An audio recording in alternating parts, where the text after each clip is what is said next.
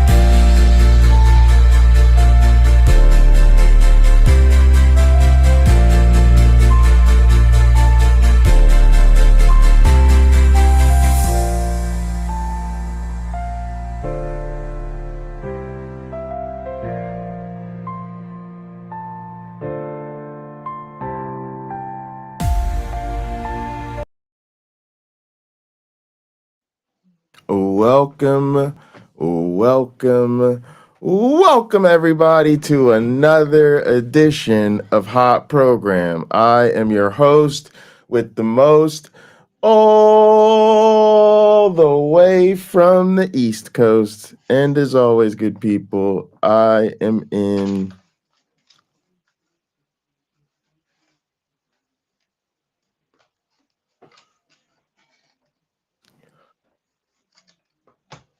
airplane mode.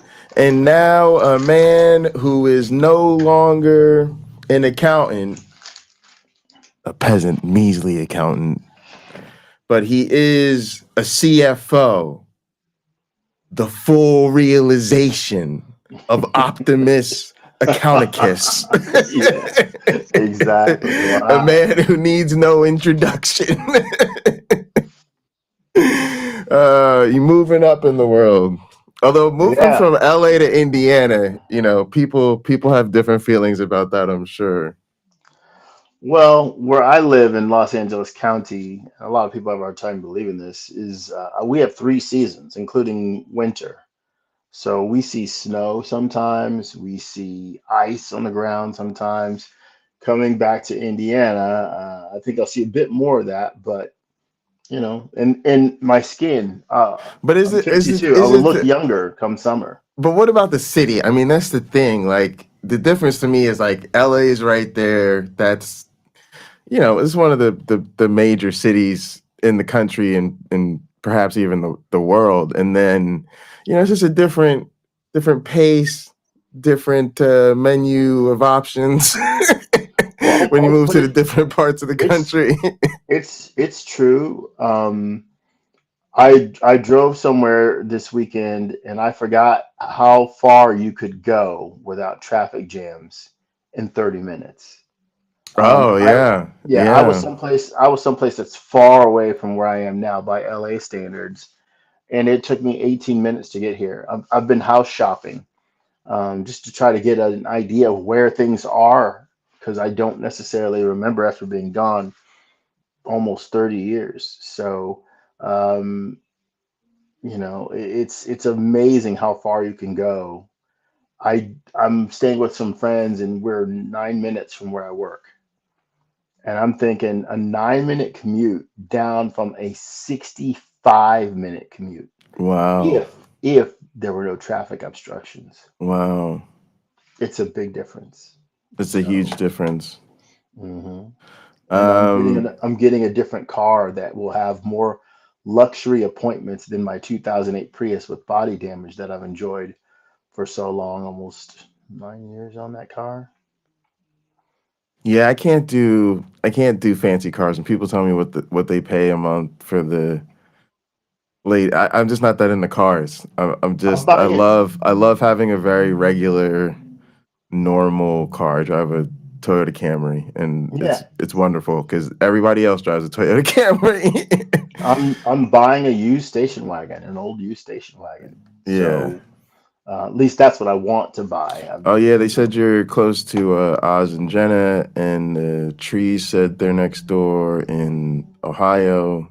hmm Nitty's also next door in Ohio. How far are you from Cincinnati? I think a bunch of us are going to be in Cincinnati There's a car in this Cincinnati. summer. This There's a car in summer, Cincinnati that summer. Summer, there's a car in Cincinnati I want to buy. So if one of you is really good at inspecting vehicles, let me know. I'll pay you to go look at this car. Liz said half my family were farmers from Delphi. Oh, Mm-hmm. it would have been cooler if they were oracles from Delphi. And I Hey, graduated from IU. Delphi's IU, become a okay. bedroom community to Lafayette. Don't know where you are. Fort Wayne. Fort Wayne. Interesting. Mm-hmm. Yeah, I'm not going to visit Tux. I'm in Northeast Indiana. All right, so today we have a very interesting one. I had complete other plans for the show, and then Brandon from Mindshift just dropped a video. It looks like a couple hours ago, called "Who Wouldn't Die to Save the Whole World," um, and I think it's interesting because I think it's an important message. I think we're in a place in this country where it's going to be very difficult to get ourselves out of the jam we're in without having a real reckoning about reality. I think we've built an entire cultural meta based on the acceptance of white lies. And I think we're in a time when I got to be honest, like, even when I hear people try to call out the cultiness that they see in certain political camps, I almost find it infuriating. Hmm. Because I'm sitting here like, are we really going to sit here and talk about the cult of Trump or the left is acting so woke and cultish and ignore all of the dominant actual cults that so clearly motivate people to this stuff? And it just feels like I'm me personally, like I'm exhausted. And part of it is like I can't keep tap dancing around the elephant in the room. And Mm-hmm. and for me, the elephant in the room is so much of the problems we deal with today, especially the problems that affect marginalized groups. Because quite frankly, I care. That's what I care the most about. And I know rich people have their own problems, but I'm gonna be honest, I don't care about their problems. So the the reality is so much of it is motivated by religious thinking and religious type affiliation, and if not outright religious dogma, then sort of religious type loyalty to dogmatic ideas. And it's I don't know how we can keep playing this game with these people. And so what I feel like is there's a need to address the basics of, I don't think this stuff is true, and I don't think this stuff is good. And I'm trying to like embolden myself and others to have a more honest reflection about these things and then move forward differently with how we deal with people. Because I do think at some point it becomes a moral failing and willful ignorance for people who can see something to be dishonest and something to also be harmful and pretend it's not for the sake of others. When we do this with a child and maybe the child believes something crazy, it's somewhat understandable. I don't really think so, because I think indoctrinating children is bad, and I think scaring children is bad, and I think, teaching children, I'm fine with teaching children fairy tales or stories, or the tooth fairy or whatever. But when it gets a little bit more serious than that, it starts to get problematic. But certainly with grown adults, it's an issue. And I think I keep coming back to this metaphor, but I feel like we're in the people are in the KKK, but the real bigots and racists are the people who have the audacity to tell them that they're in the KKK and that they should leave it because it's a racist organization. And I feel like, I don't know if he meant to or not, but I feel like this thing that Brandon's about to do, where he really addresses the supposed sacrifice of Jesus and the grandeur of it all, and how it's the greatest act of love and all that. I feel like getting at that and tearing that down and seeing the truth about that is so important, because I think it gets us away from the apologetics, and I think it gets us it undermines the sort of cultural authority that believers of this faith have. And so I kind of hope that that's an entry point that people don't feel the need for as much education and specialization for. You don't have to be philosophically sophisticated. You don't have to brush up on esoteric science or weird argumentation. It's just like, actually, I'm not so sure that was an act of love. All right, so if you're ready, I can. We can. I'm ready. I'm ready. I've had an answer to this question. Who wouldn't? I think certainly most people, and I mean most people, would say yes. If that's all it took to save so many lives, because their life couldn't. There's no situation where their life would ever mean more. Yeah. No. Right? I agree, and I have some other interesting thoughts, but I'll let them get going so that they're kind of in response.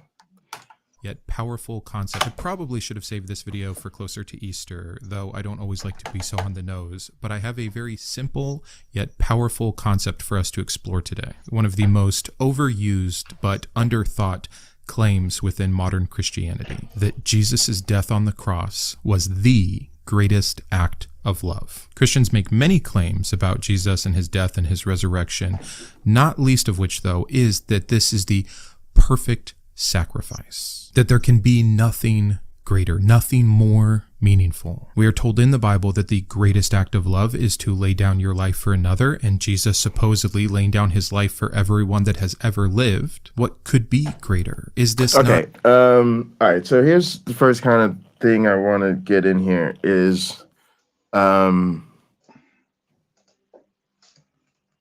this whole notion makes me uncomfortable, right? The whole notion that I get that there are times when the sacrifice of a life is deemed, an appropriate choice to save another or to protect someone or something like that. But I actually find it very problematic to glorify the sacrifice of a life. I think if actually life is to be precious or treasured, or certainly at least a one-shot deal, right? That after somebody dies for whatever reason, they don't get to come back and they don't get to live anymore. And as far as we know, like that's it. That's the end of it. I actually think it's problematic to glorify the sacrifice of life, especially when it's unnecessary. And to me, this is really the whole Jewish blood magic of it all, right? To me, it comes from not so much a sort of it's not the same type of sacrifice as a firefighter risking their life to run into a building to save a child or somebody from the fire. It's more the Jewish blood magic of burning incense and sacrificing innocent animals to appease the gods, right? In this case, Jesus is literally called the Lamb of God. And so to me, people skip through the fact that this is like Jewish blood magic and sort of blood rites, and to even position it like it's the same sort of, you know, sacrifice of a, you know, father jumping in front of the whatever to save their kid. You know, one is a misframing, and two is something I think should not be done unless it is necessary. And like we said, the situations we talk about are very real. They're very visceral, material. Like, you're not going to let that train or runaway thing strike your child, but then your sacrifice is necessary and material, not arbitrary in you set this situation up yourself, and presumably could have just, again, if God really wanted to forgive us, he literally could have just chosen to forgive us. So to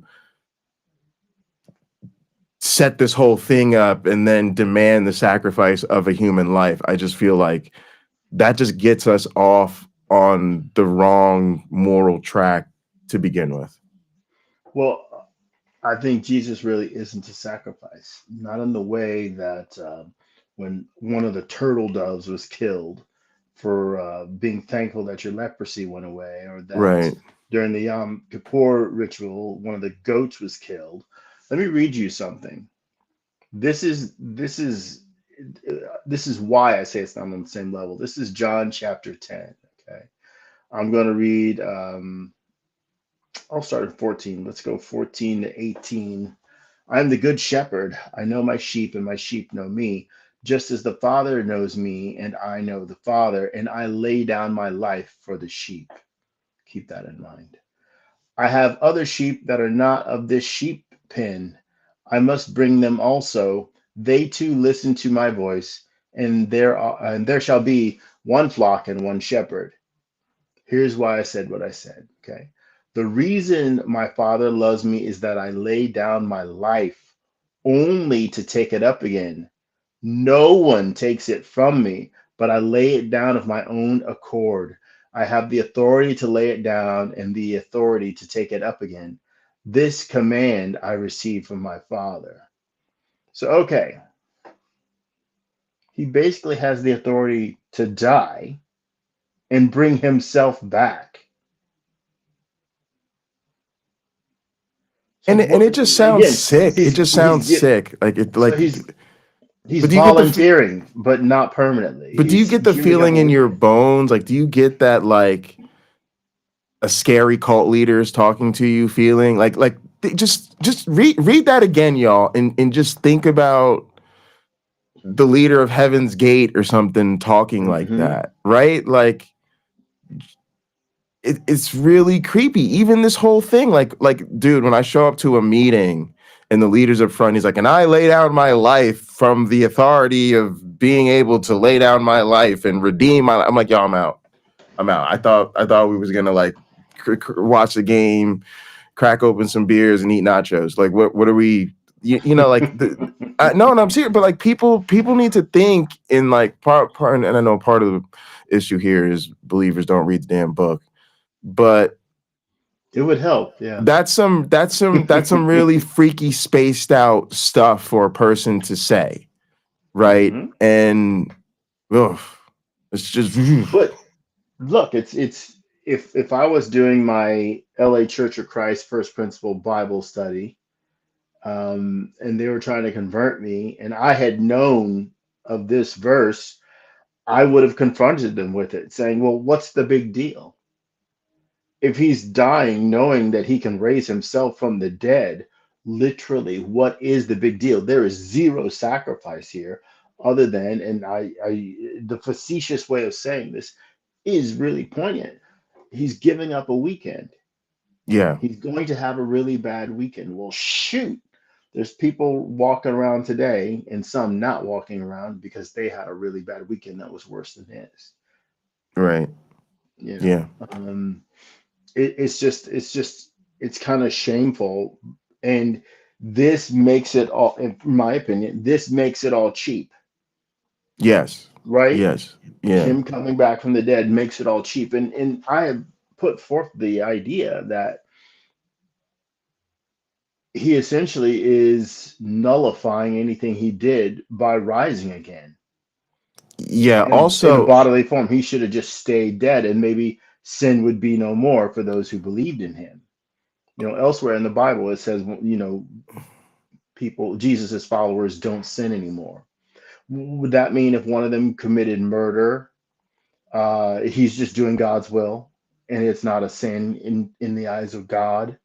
He's just, you know, kills an abortion also baby. there's a real problem because in the case of Jesus, again, it's not the same as an urgent dive in front of this rock being hurled at you from over the wall from an enemy or something like that. It's Mhm. instead the death penalty. It's a sentence for a crime, which Mhm.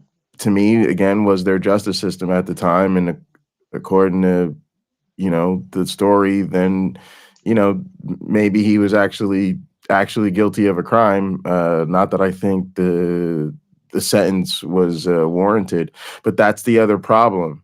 Supposedly he's innocent, blameless, never harmed a soul, never did anything wrong, never even had a sinful thought. Would it be impossible for him to have a sinful thought? Well, if that's the case, then his murder was unjust. And the fact that, again, a God set this system up such that the only way to redeem humanity was the sacrifice of an innocent. Again, like that's just not moral. And I hate to say this, I don't think there's any way to not insult the intelligence of believers in this area, because I think they've been conditioned to be so offended by any affront to their faith. But I have to admit, it's an insult to the intelligence of the rest of us to pretend that we can't see that this is not moral. We're grown people. You were talking to grown adults. Grown adults understand murder innocent person to pay for the sins of other people. It does not a morality make. And that's what I mean about this. Like it's going to be really difficult when, again, even in a government that is supposed to have some sort of concrete separation of church and state, when it's very difficult for somebody to get elected if they don't pretend to be a Christian. And even the non-religious members of the government have to pretend that they're Christian. And Mhm. then the chambers of Congress literally take pauses so that the chaplain can come up and pray over the government officials. And it's all this same cult, whether they're on the left, whether they're on the right. This is the cult, and it's the Christo-fascism of this cult that has brought about our current very, very problematic state of society. And I don't see how we can get ourselves out of this mess without acknowledging the fact that the actual cult that all of these people are pledging allegiance to or loyalty to or whatever participating in is immoral and wrong. And again, like there's only so much the rest of us can pretend evil is good and not be responsible ourselves. Yeah. All right. I'm gonna let him roll. Okay, because I'll just add to that again, Sure. Sure. Yeah. Yeah. Please do. going back to this text. Jesus is pulling the wool over everybody's eyes. If he can just bring himself back, there is no real sacrifice. His mother, they're crying, right? Mary, they're crying, watching all this in horror. The beloved disciple watching all of this crucifixion, in horror. And Jesus is basically saying, well, I don't feel really well right now, but it won't matter because in a few days I'm going to feel amazing. I'm not going to have any of my one black friend back problems from all this.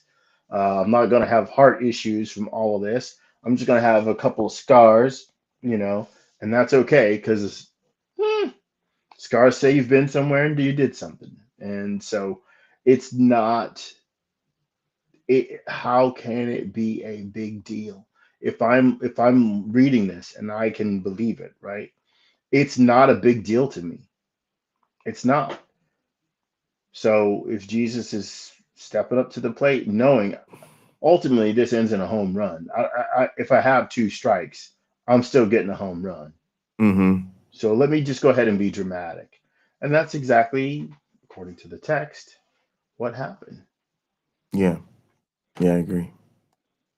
Not the pinnacle, the highest and most perfect manifestation of true love that could ever exist? I don't think so. Like I said, overused, but underthought. Because even if we examine this a little bit, I think it falls apart completely. And so we're going to look at this from a few angles today. But first I wanted to say thank you. This is a patron pick. So once a month, I pick someone in the freethinker or above tier to tell me what to make a video about. And this topic today comes from James Guider, who has been a humanist hero for over 12 months now. James actually gave me like 4 wonderful suggestions, and I'd love to do a video on them all, but sometimes these simpler ones, these ones that are so in our face that we should have already been thinking about and that probably many of us have thought about, but it's nice to hear vocalized so that it can be normalized, are my favorites to do. So thanks again to James. This I agree with, and I think he's right on. The only thing I'm trying to do, the thing that I'm trying to make the unique contribution of this stream is to say, yes, and we need to take this now and use it. We need to, because here's the thing, my one black friend. I really do feel, and let's be honest about certain things.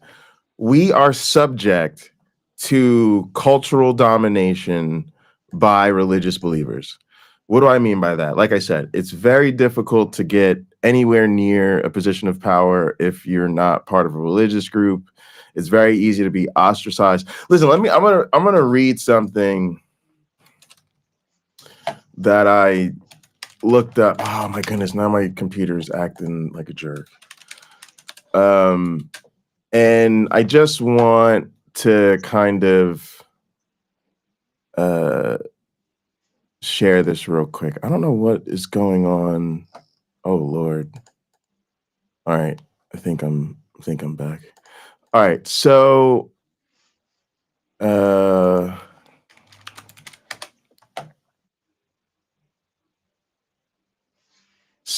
if you look this up, we'll probably do a stream on this, but it's the idea that atheists are marginalized. Yes, some research and anecdotal evidence suggests that atheists can experience marginalization and discrimination, particularly in certain contexts like work and education, where religious beliefs are often valued or assumed.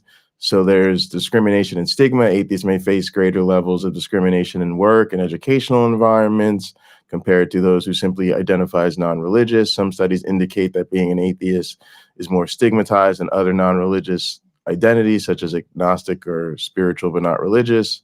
Some atheists compare their experience to those of ethnic minorities and LGBTQ plus communities, suggesting a similar level of discrimination. And some research indicates that religious discrimination is more common against people who identify as Muslim or atheist. And so there's even examples of the minority stress theory and examples of marginalization and reasons for marginalization. Although some people just say we're not a minority group, or that atheism is a legitimate worldview that should be respected regardless of its popularity. Yeah, we don't live in one of those places. So my thing is, in reality, there's tremendous pressure to go along with religious identity for the sake of getting along. And it literally means that like so many of us just bend the knee to social pressure to act like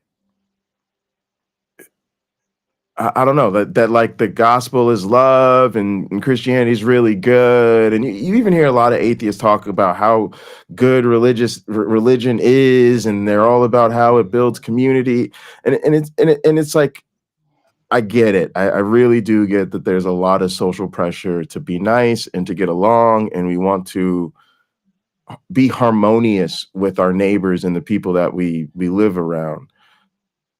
But at some point, capitulating to this, to me, becomes almost an act of betrayal. One, to betray your own self. I was listening to a commentary the other day who said, you got to know yourself, and you got to know when people don't like you. Particularly, he was critiquing Jewish people who go along with, you know, these new conservative narratives that, you know, maybe Hitler wasn't the real villain of World War II, and it was actually Churchill.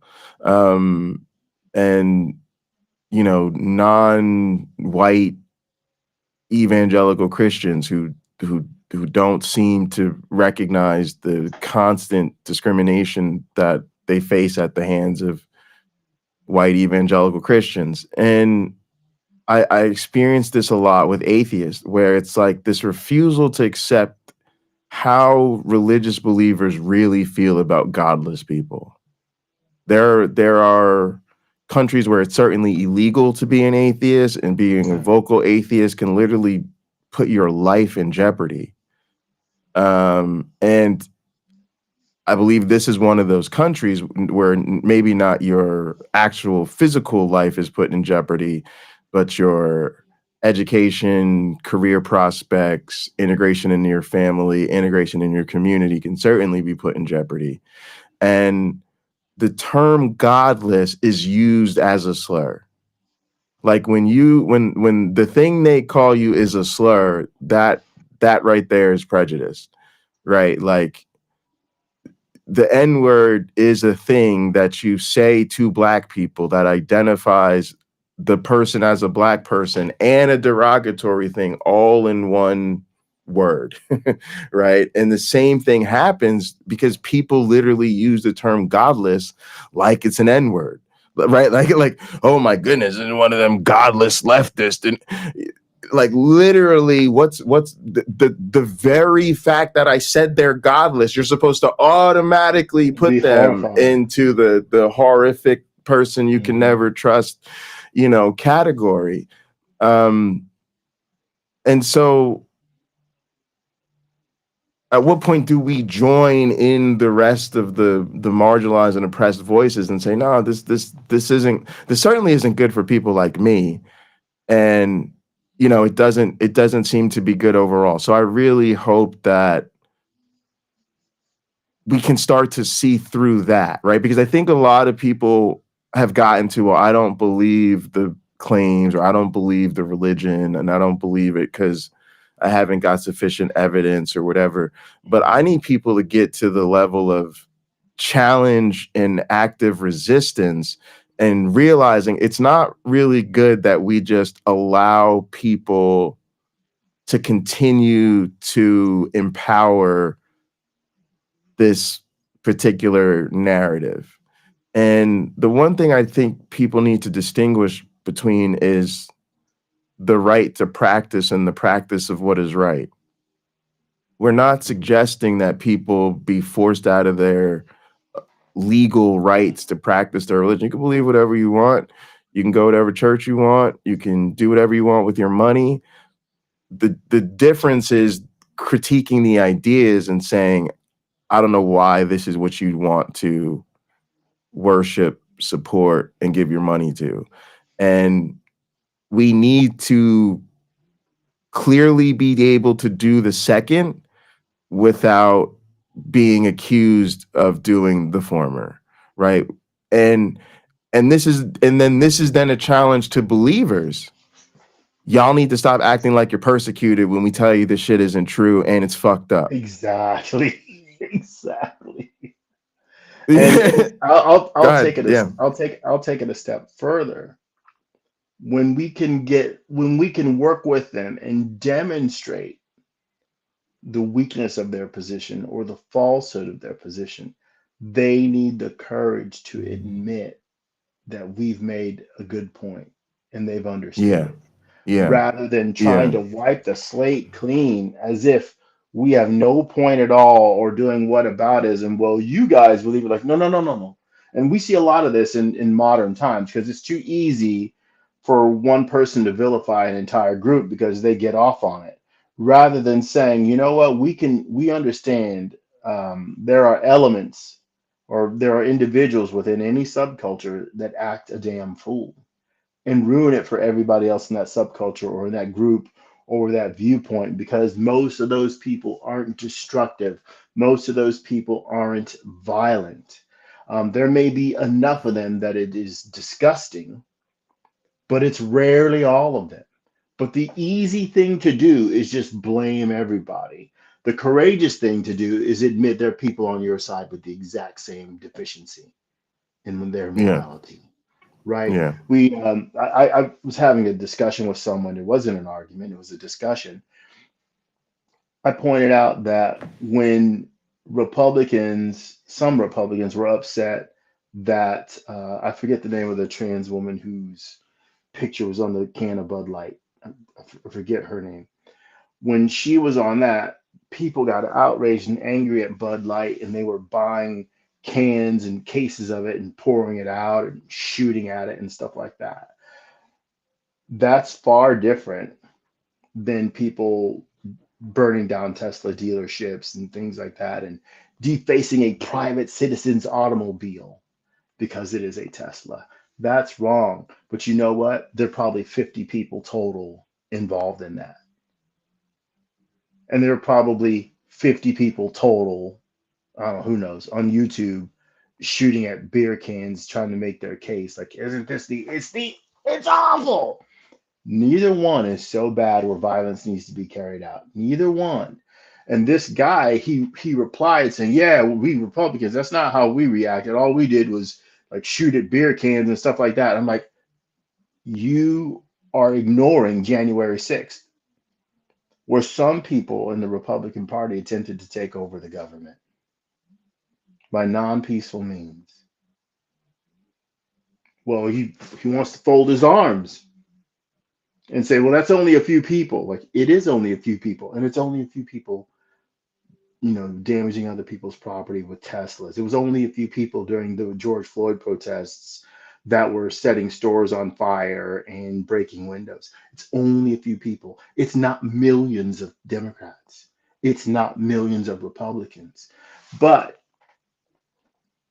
have people become so dumb that they can't make that distinction? They just have to label the whole group. No, Well, but the other thing really, is that I think that but that's part of their manipulation, right? And it, honestly, go ahead, go ahead. no, I was just gonna say it's a projection because their group is the core of the oppression.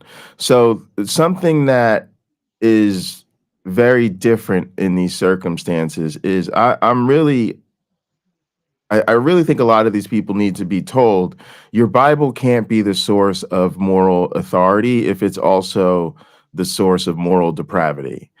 As soon as the book says a rapist should marry a rape victim, as soon as the book authorizes slavery, as soon as the book treats women like property, as soon as the book commands genocide, you lose its ability to say that it's a moral guide. It's a moral guy. That's Yeah, right. even if That's somewhere right. else it says don't cheat on your wife, steal things, or lust after your neighbor's goods, like it doesn't matter anymore because it also commands evil. And the Right. thing that a lot of those people know and are willfully obscuring is when it comes to things like the oppression of civil rights, the oppression of women, the oppression of LGBTQ people, it is done in the name of the faith. Most people who have a Sadly. problem with trans people will blame their religion. Most people who want to take women's rights from them, again, when people when people, when they overturned Roe v. Wade, no one said it was a victory for conservatives or Donald Trump or the Republican Party or Marjorie Taylor Greene. They said it was a victory for God. So you But she then knows she's lying. She knows she's lying. no, She but knows she can use. Go ahead. no, I'm not. I'm saying nobody said it was a victory. People Okay. said it was a victory for God. Like that was the line. The reason that was the line was because that was what they used to rally people around that cause. So I think again, it's time that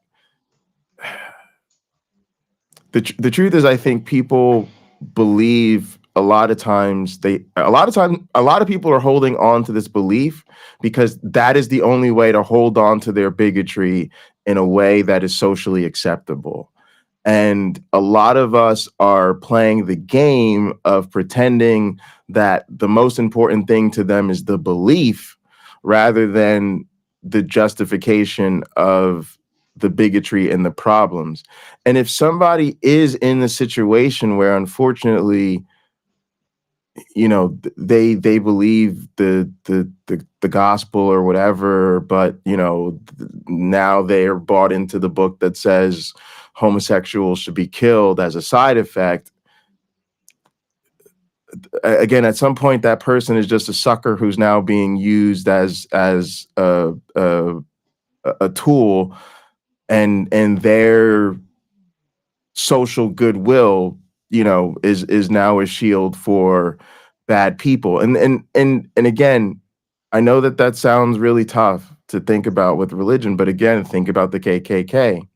There are you think I'm lying? There's a lot of people who were in it who were going to tell you did it for their culture. They did it because it gave them a sense of pride in their identity. They did it because it gave them better standing in the community. They did it to get opportunities. They did it for the hot dogs and the cookouts. But the organization is the reason people were burning crosses and terrifying Black people. Just like the reason that LGBTQ people are terrified in this country is largely Christianity, and not just Christianity, but largely religious fundamentalists of all stripes. Yeah, there's various religions that come at them, sadly.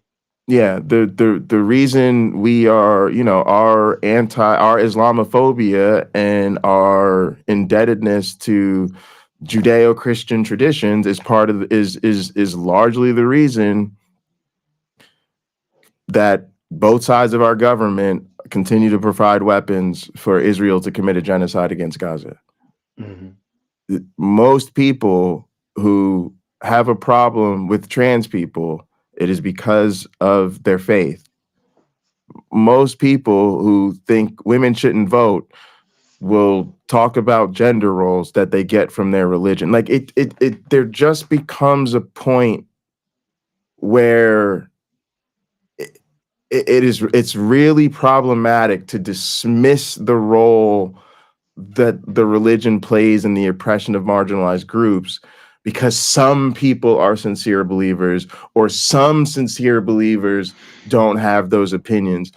This is a collective struggle, and we have to acknowledge the influence and direction of the collective. And it is always going to be a problem. Imagine if we were not allowed to say the KKK is a racist fucking organization, you need to fucking leave it, because some people were good KKK members. But that is what we do with faith every freaking day. Time. And at some point we have to care more about the humanity of the people who keep getting screwed over than we do the ego and the pride of the dominant white culture that refuses to acknowledge that its myths are in fact myths and they're not more sophisticated or superior than the myths of any other country. Because that's what a lot of this comes down to. It comes down to a culture that has made itself dominant and given itself a hegemony over power by cruelty, right? Through colonization, enslavement, dispossession of land, genocide, the list goes on, and then crowned itself the most superior culture, and then told everybody they now owe them civilization and do not resist. We're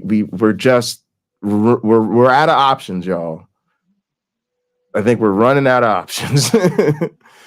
Well, I think let's continue that comparison between religions and the KKK, because I want to be fair.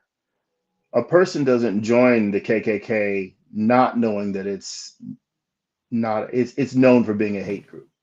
They're gonna know that when they walk in the door. When they join this or that particular faith, they may be completely unaware of what's in the front of the Bible, let's just say. We often have seen in videos or talked to Christians when we mention, yeah, the Bible isn't the best moral guide because it says a woman has to marry their rapist. What do we hear? Where's that? Like they don't believe it. And they haven't taken the time to get invested enough to read the front of the Bible where it says such things. The Bible condones slavery. No, it doesn't. It was different. Well, not only can you be sure they don't know what the heck you're talking about saying it condones slavery. They knew there was slavery at that time, but they don't know that the Bible sets a price for a boy slave and a girl slave. They don't know that it says you're to get your slaves from the heathen around you and that they can be slaves for life. You know what They don't know scares that me? you can You make know a what? Hebrew person a slave for life. They're just unaware of those things. And when you make them aware of those things, I'll get to you in a second. No, you're fine. And they still want to cling to that, or it's the wrong term. They still want to hold to their faith because they are focused on doing good. It's unconscionable to them to have a woman marry her rapist. It's unconscionable to them to have a woman suspected of cheating on her husband to have an abortion.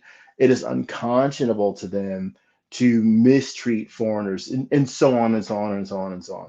It's unconscionable to them to go to war over a piece of land that they've never owned and have no title to. It's just unconscionable to them. But there are people who will sign up for that in a minute. When you explain all the cruelty up front, they're on board because they've been waiting to kick somebody around, maybe because they've been kicked around themselves and now they feel strong. Yeah, Or so they're there's a just few things that abusers. are interesting there. It's so interesting because it really does remind me of students who like they don't read the book, and at some point we need to just fail them. You know, God wrote you a book, you haven't read it. Whose fault is that? Like at some point we allow them to manipulate us into treating them like juveniles. And for me, it's all weaponized plausible deniability. They do know what they say. They do know the bad parts. Here's why. These are cults run by bad people. These are cults run by people who their feelings about the culture war and what we would call the bad stuff or whatever is always up front. How long do you go to a conservative church before you hear them complaining about the gays and the woke? And like we were watching a video last night in Gather from Trent Horn that was ostensibly talking about, you know, the problems of the new atheism and why new atheism is dead or whatever, blah, blah, blah. He couldn't get 3 minutes into that thing without talking about before we were having transgender children on talk shows and running around with pronouns and the they, them. It wasn't like that back in the day. Like, I'm sorry, but if you tell me you're a Christian and you didn't know this stuff, I think you're a liar. I think you're a liar. And even if you don't read, I don't think you have to read the book. They could pretend they don't know what's in the book, but they know it's in their religion. They know. You cannot tell me, you cannot find me 10 Christians that have been Christians for longer than 90 days who don't know that according to their religion, being gay is bad. I'm sorry, because you can't listen to a Christian pastor, a Christian apologist, Christian sermons, Christian songs, or Christian radio without it. And most people even will tell you, you know, traditional values that so many people use traditional values as their quote unquote reason and justification for being religious like that. And they know that that's code word for a woman's place is in the goddamn kitchen. Like they know it's code for misogyny and traditional gender roles and not believing in trans people exist, right? Like it's bad. And honestly, I think the ones who pretend they don't know are trying to hide behind plausible deniability. And then and what they're counting on is us not wanting to have a confrontation.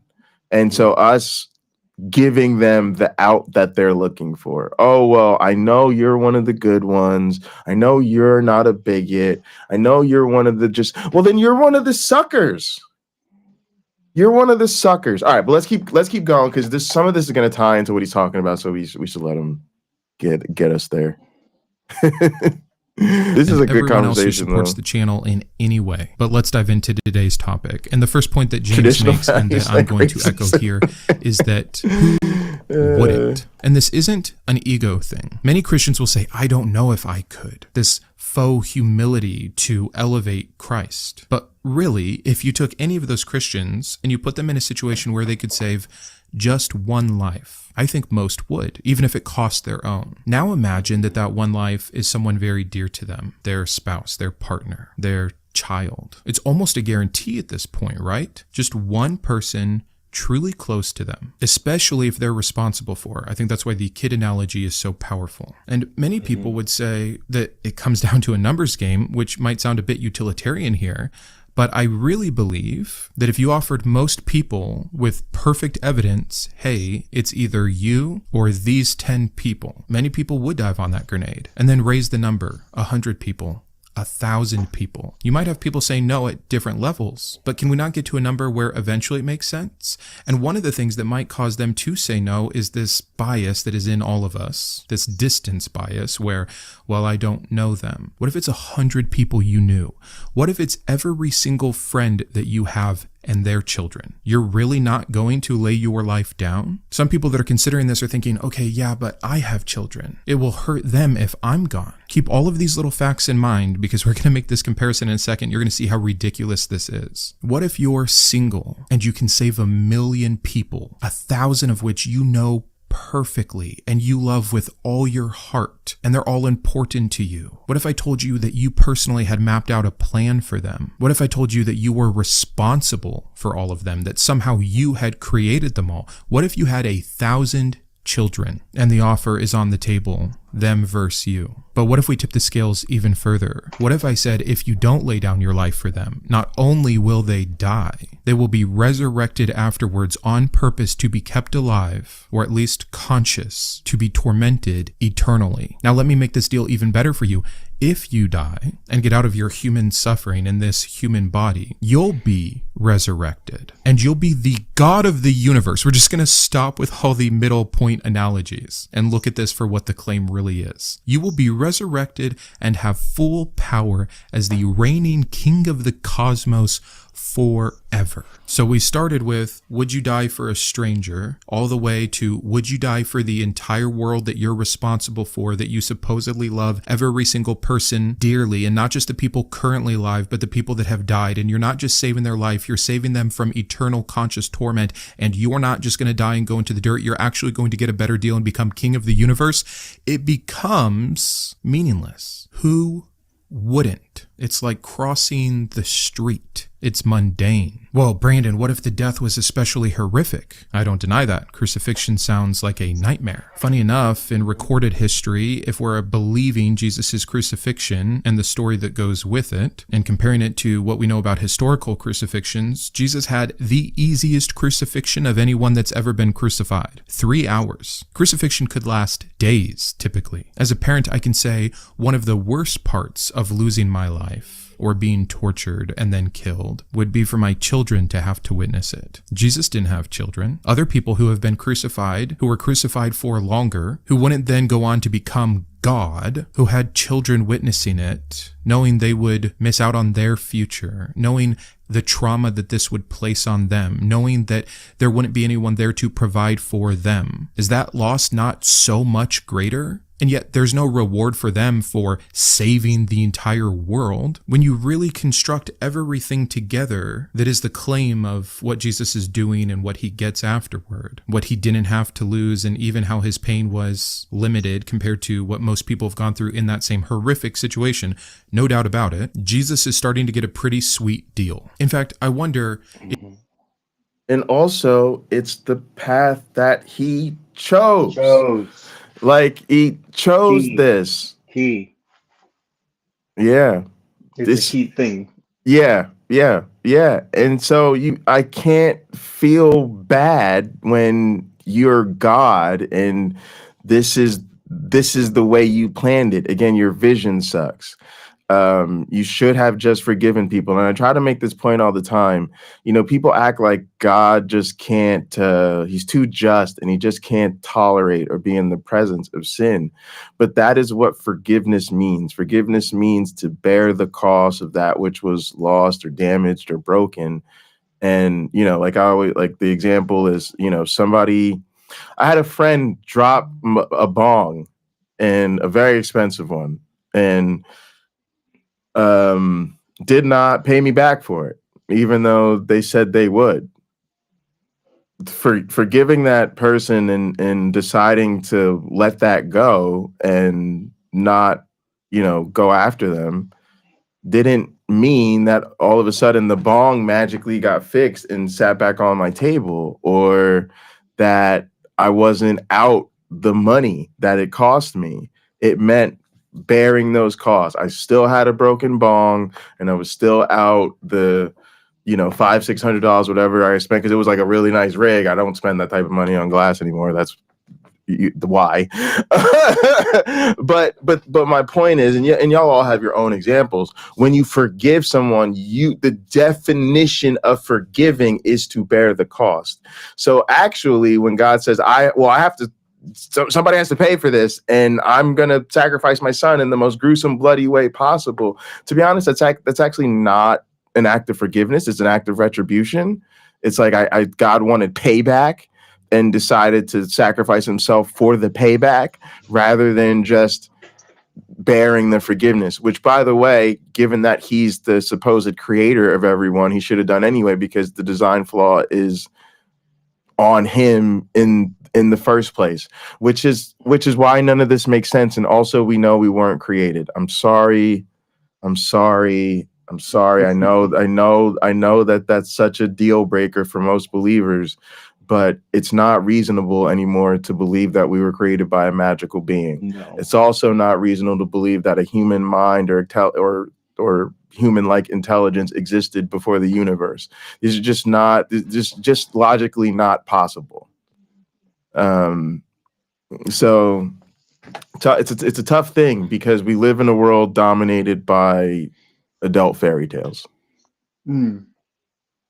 If you could just rewind time completely and you're just somehow up in heaven and you're given the choice, hey, you can be the Son of God and or God himself. You'll exist in a state of perfection. Your will be done. In fact, it's even going to be your will. You're going to want to do this thing, but there is this one thing you're going to have to go through. You're going to go down, become a human for 33 years. For 30 years, you can pretty much do whatever you want. Then you're going to have 3 years of ministry. You're going to make a ton of friends, travel, teach, eat, and drink. And then you're going to have 3 bad hours. Then you're going to have the most glorious resurrection. And you will truly be worshipped and loved by billions. And even if everyone hated you, which they won't, you'll get the pleasure of knowing that you saved all these people from the thing that you set up to harm them in the first place. My sarcasm might be getting in the middle of this a little bit, but do you understand what I'm saying? Well, yeah, it's the cliche. Well-placed sarcasm. Yeah, and it's the cliche. God sacrificed himself to himself for himself to appease himself of the rules and conditions he set up himself.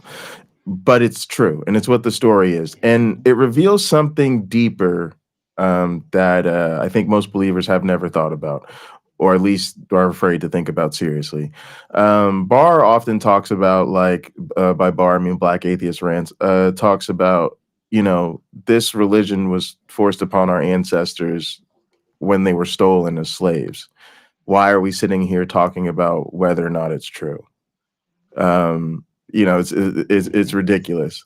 And it's the same thing where, I hate to say this, but all of the insistence on the miracles and the godlikeness and the historicity of all of it, to me, actually proves, one, that it's not true, and two, that the message sucks, right? Like, because when it comes down to it, Christians can't convince us to become Christians based on the moral message of their book. We all know the moral message is wanting. So they can't actually say Jesus was so great, let me just share his message with you and have you convinced of his message.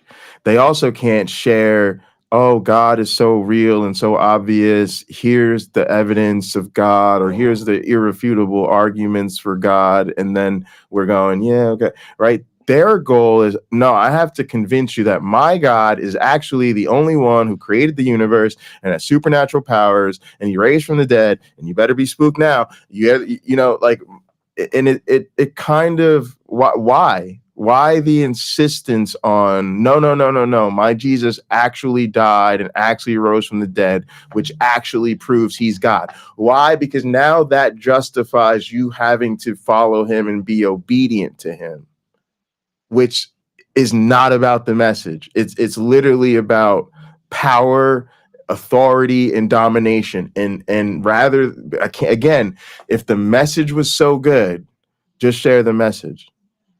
You wouldn't have to insist that actually, hey, if you don't believe in my God, he's the one who actually really does have the power to send you to hell forever. You wouldn't need that part. You only need that part because he don't have an actual message to heal the world and make it a better place.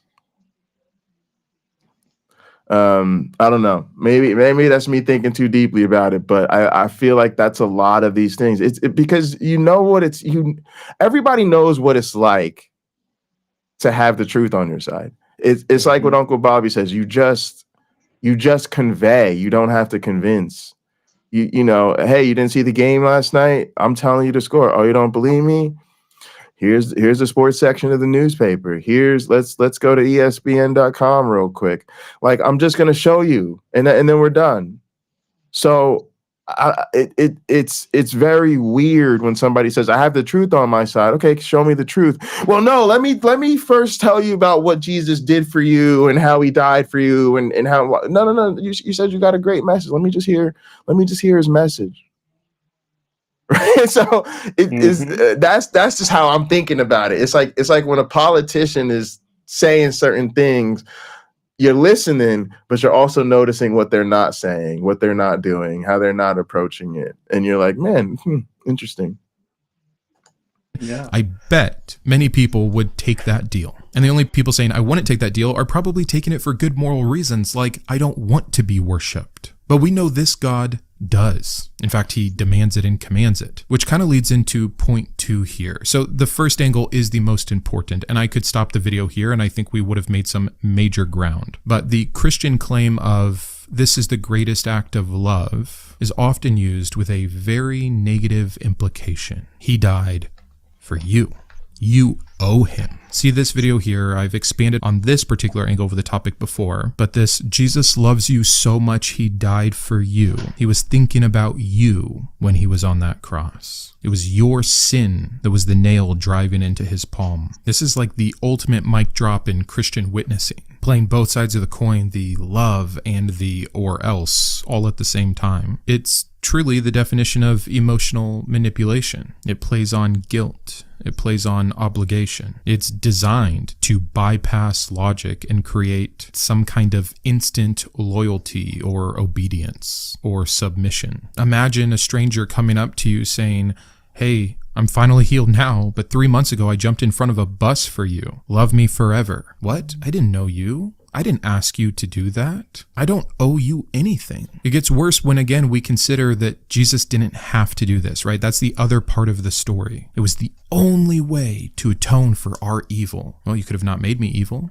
You could have not let me be born. The stranger in the example doesn't actually have all those controls, but the God of the universe would. If you're a Christian and you actually believe that truly, in all of the potential multiverses, like your Doctor Strange looking at everything that could have ever been, the only way that God could get us out of this bind of our sin was to make himself a human at this particular time in the Middle East and get himself killed so that he could be resurrected to beat death, like it's some kind of a legal code that he had to get himself out of. If you really believe that, you don't believe your God is all powerful. None of this had to happen. It is like the random guy jumping in front of the bus saying, "Your turn, give me your life." We're just born with this debt that supposedly someone else pays for us, right? Isn't that the great gospel message? But they always failed to say the second part. It was a loan. Now we just owe that person. Imagine if you owed $100,000 to the bank. You're in such a good point. You don't know how you're going to do it. But some stranger comes over and says, "Hey, guess what?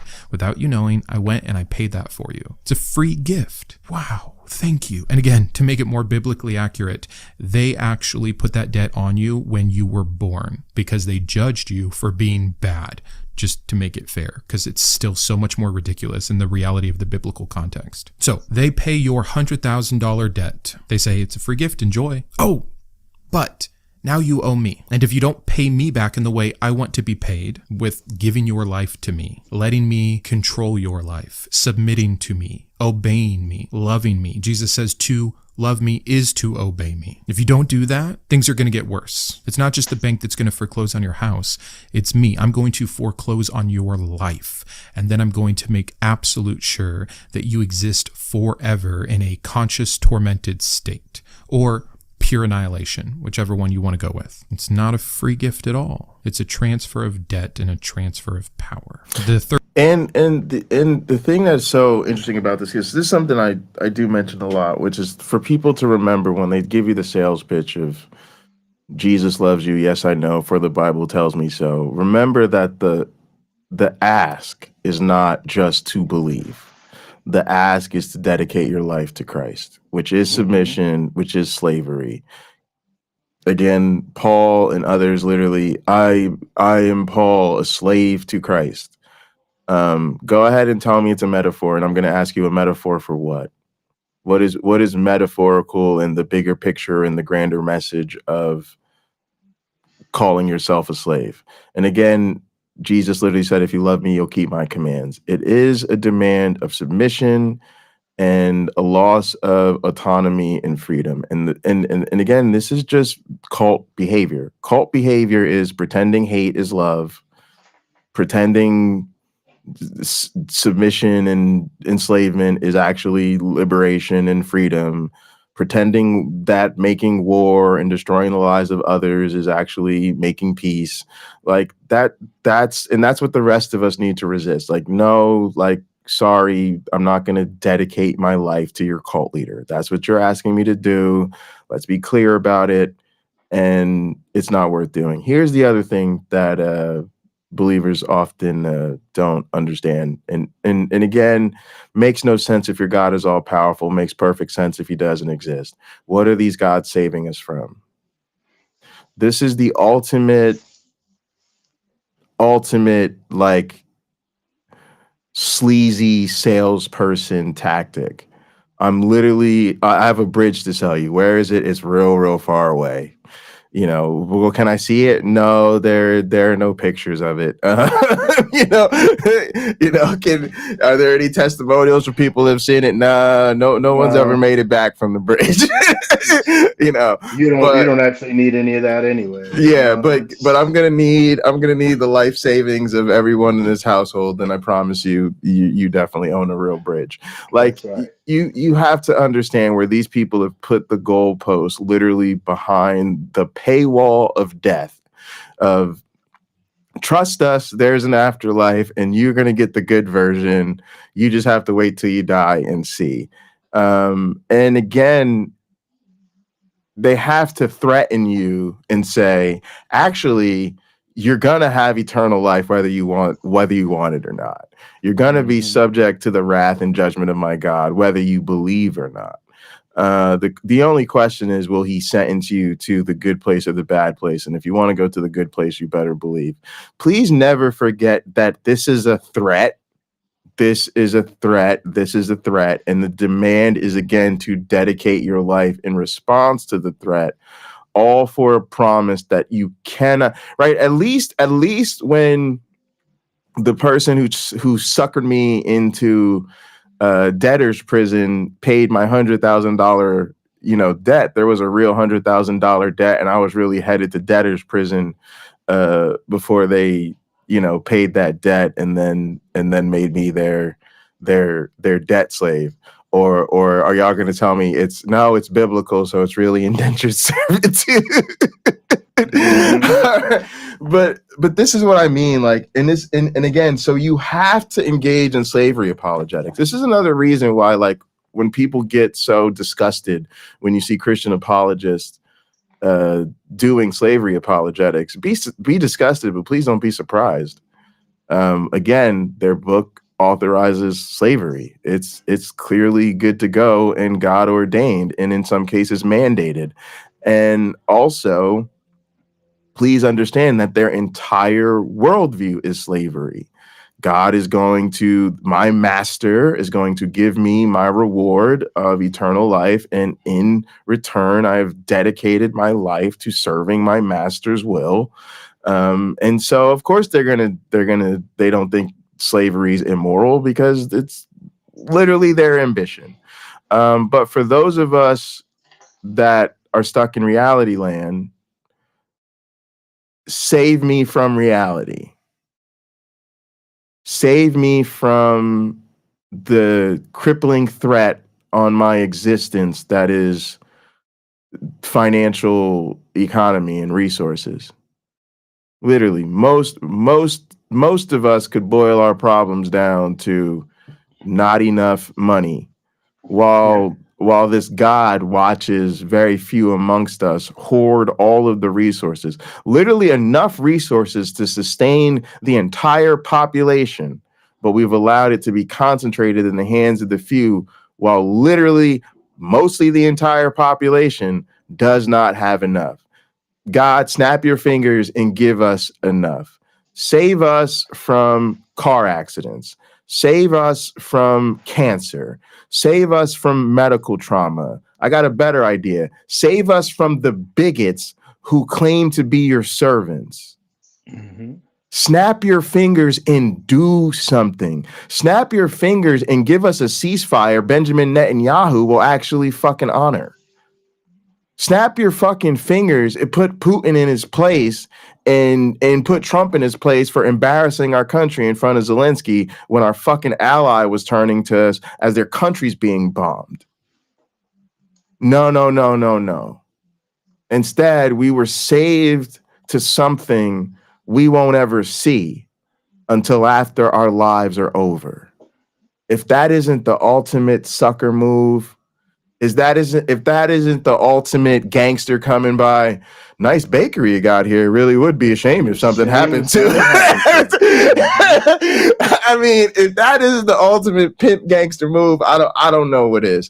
So again, it just makes it so blatantly a lie that there really is no God who cares to save us, because ain't none of us really seem to be saved from nothing. No. Third angle was going to be the concept of hell and how it plays into us, though I think I've covered this. But to give you one more quick analogy here, it's as if a firefighter pulls you from a burning building that he lit on fire, and as you're thanking him, he corrects you and says, now listen, you're going to marry me, you're going to love me, you're going to obey me, you're going to worship me, and you're going to make all your friends do the same. And if you don't, I'm going to throw you back in. In what world is this viewed as a good thing? In what world is this the greatest act of love? It fails on so many levels. It's almost hilarious if it wasn't so horrific how many of us had bought into this. How many people this Easter will weep at their church service as the youth team acts out the horrific pain that Jesus went through for you? How many spirits will be stirred into the emotional manipulation of, I'm so broken, look what I deserved, and yet this man took it for me. The least I can do is give my life All to. right, gang. Let's hear it in the chat. My one black friend. How much crucifixion porn have you been exposed to in your life? Because for me, the answer is, oh my god, quite a lot. I'd say quite a lot. And I'll be honest. For most of the time, I didn't feel it. There's no, there was Mm, a there was a disconnection from it. It's not me. It's not been explained to me. I don't understand what's going on. Well, I don't know why that is so horrible. And after becoming a non-believer, I didn't ask for that. I've actually read the whole story. It's not as moving once you read it for yourself, in my opinion, right? It's one thing for someone who's a great orator to stand on stage and beautifully read this and give you commentary that makes you understand the level of suffering that was occurring. But then if you read it for yourself and you read like what I see in John, it's just, if you think about it, right, which I clearly did, it's not even a big deal. Like, but I read this. It's not a big deal. It's telling me it's not a big deal. I'll have to excuse myself. I'll keep listening. I'm gonna mute myself and turn off my video, but I'll keep listening and I'll rejoin you. okay, no worries. Momentarily. So yeah, for me, it's like everything from being in a Catholic school and sent on a field trip to uh, the Passion of the Christ movie for theology class, which is so weird because looking back at it, of course you're excited that you're going to the movies during school, and it's like, you always, try to have fun on field trips or whatever, but definitely looking back at it, I'm like, God damn, that was crazy. To the Stations of the Cross that you had to go through every year, which was basically like a reenactment of Jesus's death. And again, we were like school children made to do all this. To having to pray the rosary because it's in there. But I remember like being dragged outside in the winter in like 5th and 6th grade and like literally having to pray the entire rosary. To being in evangelical sermons where the pastor is just literally just on one, just going on and on and on about the details of the nails and the blood loss and the asphyxiation and just like really like dramatizing every minute detail of the human suffering, to even more innocuous things like recently went to a Christmas play. It wasn't that recently, but whatever, last Christmas. And it was like a, seemingly really, it was a really nice church with like all nice people. I was there with a friend. And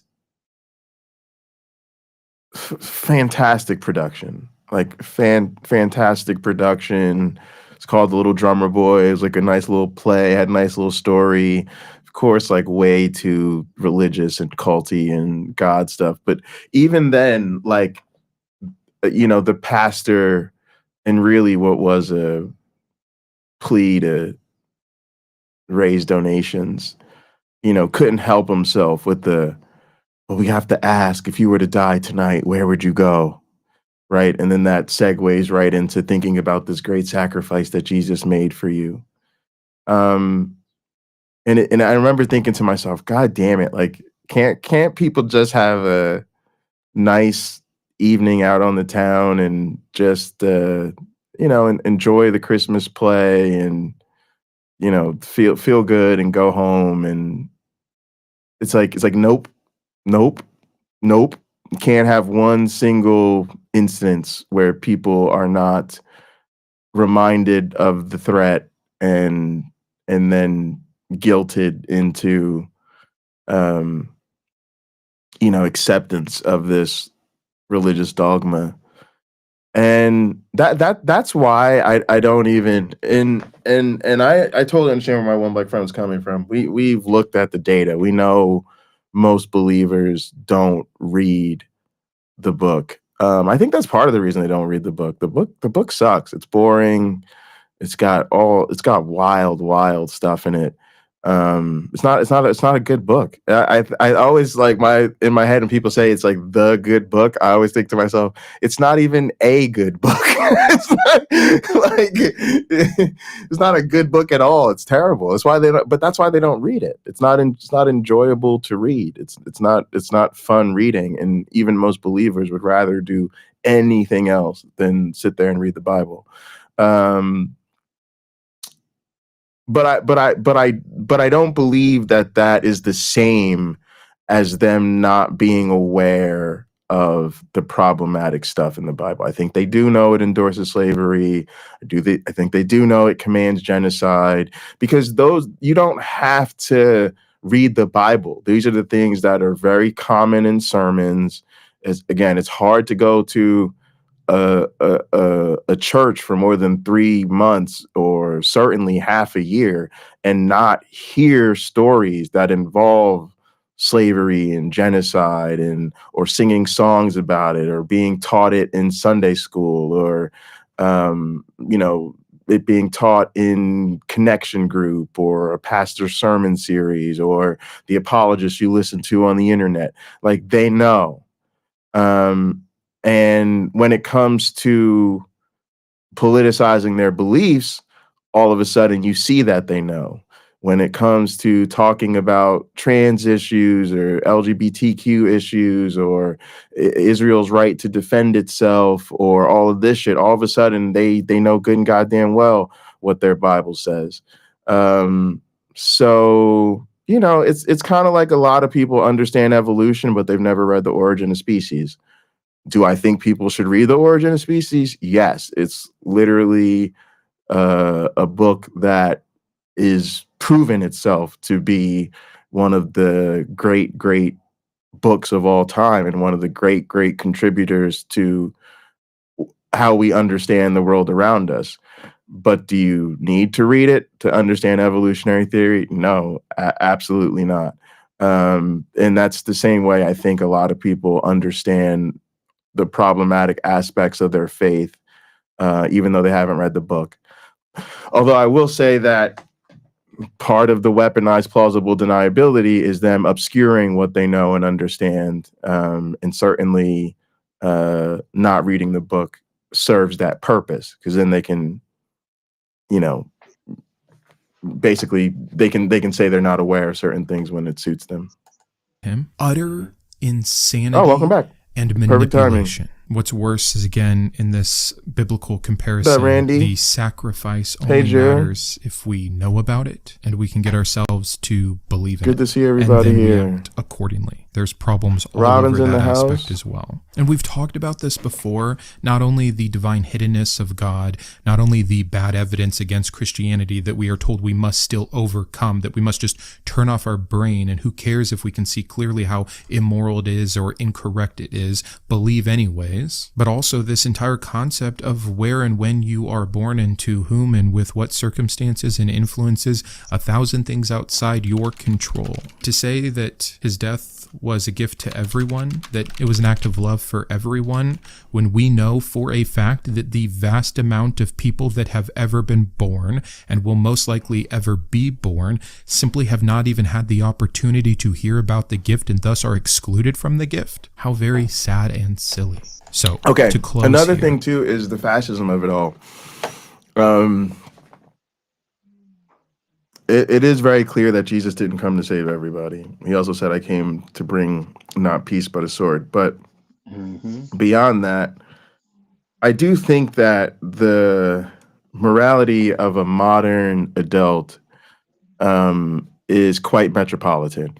Most of us that have reached adult age understand you could be born into any circumstances. So we want to give everybody a shot. We recognize under different circumstances we could have born We could have been born in a different sex, a different gender, to a different class. We could have been born a different race, could have been born in a different part of the country, could have been born to parents of a different religion, could have been born, all of these things. And so Yes. largely,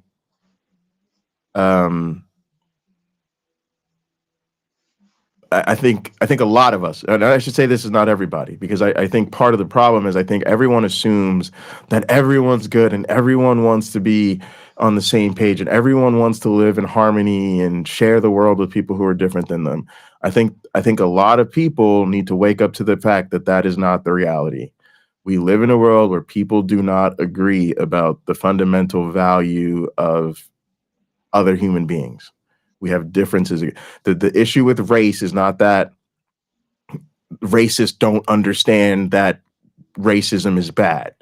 The issue with racism is racists don't like black people or whatever race that they're prejudiced against. They understand that other people disapprove of that idea, but that disapproval doesn't change their disapproval of the group, right?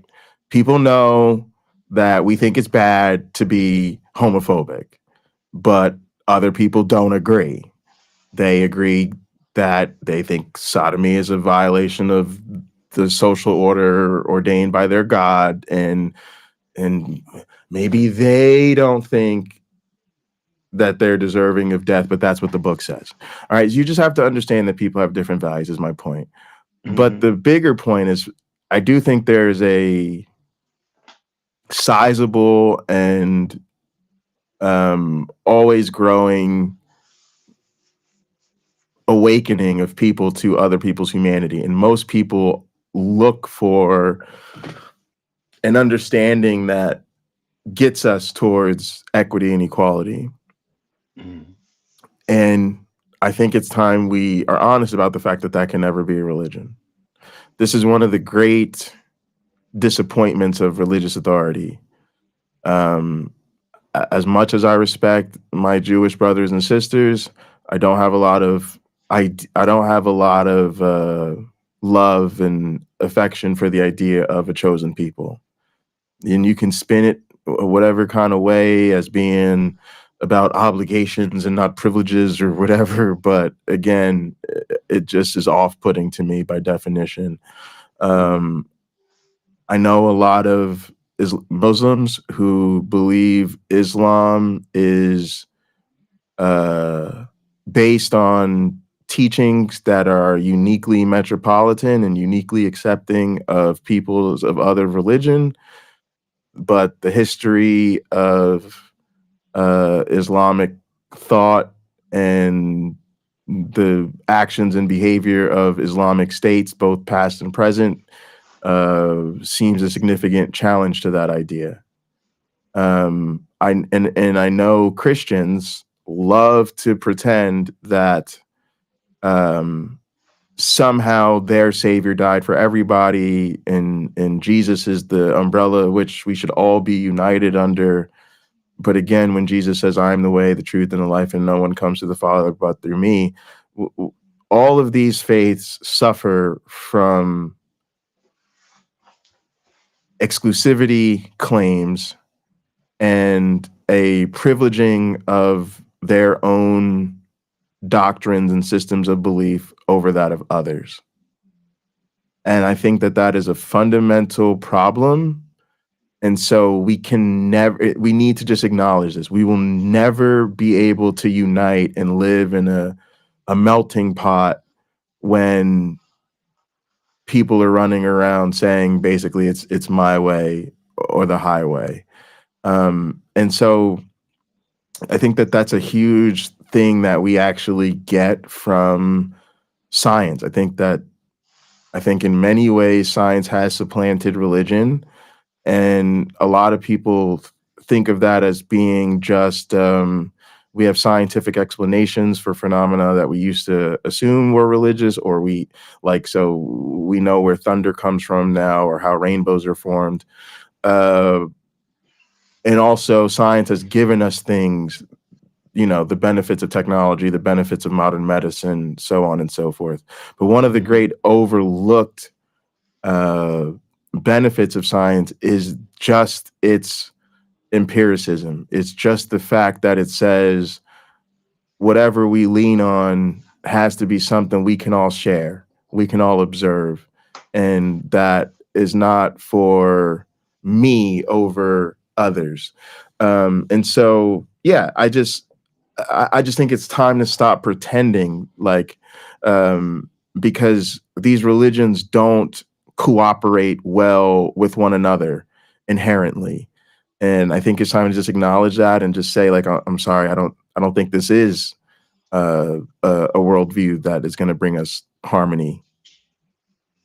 Go ahead. I know you were taking notes. It must be serious. If you didn't know, I chuckle when Pocket Locker says we know where the rainbow comes from.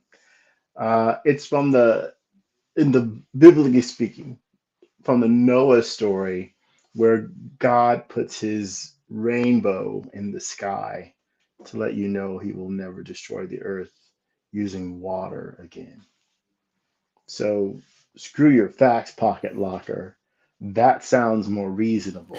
The thing that's so crazy about that too, though, is like it leads to like religious people actually pretending that they're aggrieved by the pride flag, because, like, you know, it's a perversion of the rainbow and all, and the rainbow is meant to be a symbol of God's covenant, not all of this perversion. It's just but again, like how like we like I don't think we can keep pretending that these two ideas can coexist. You gotta keep in mind it's a symbol of God's commitment that he won't commit mass murder in a way he's already done it.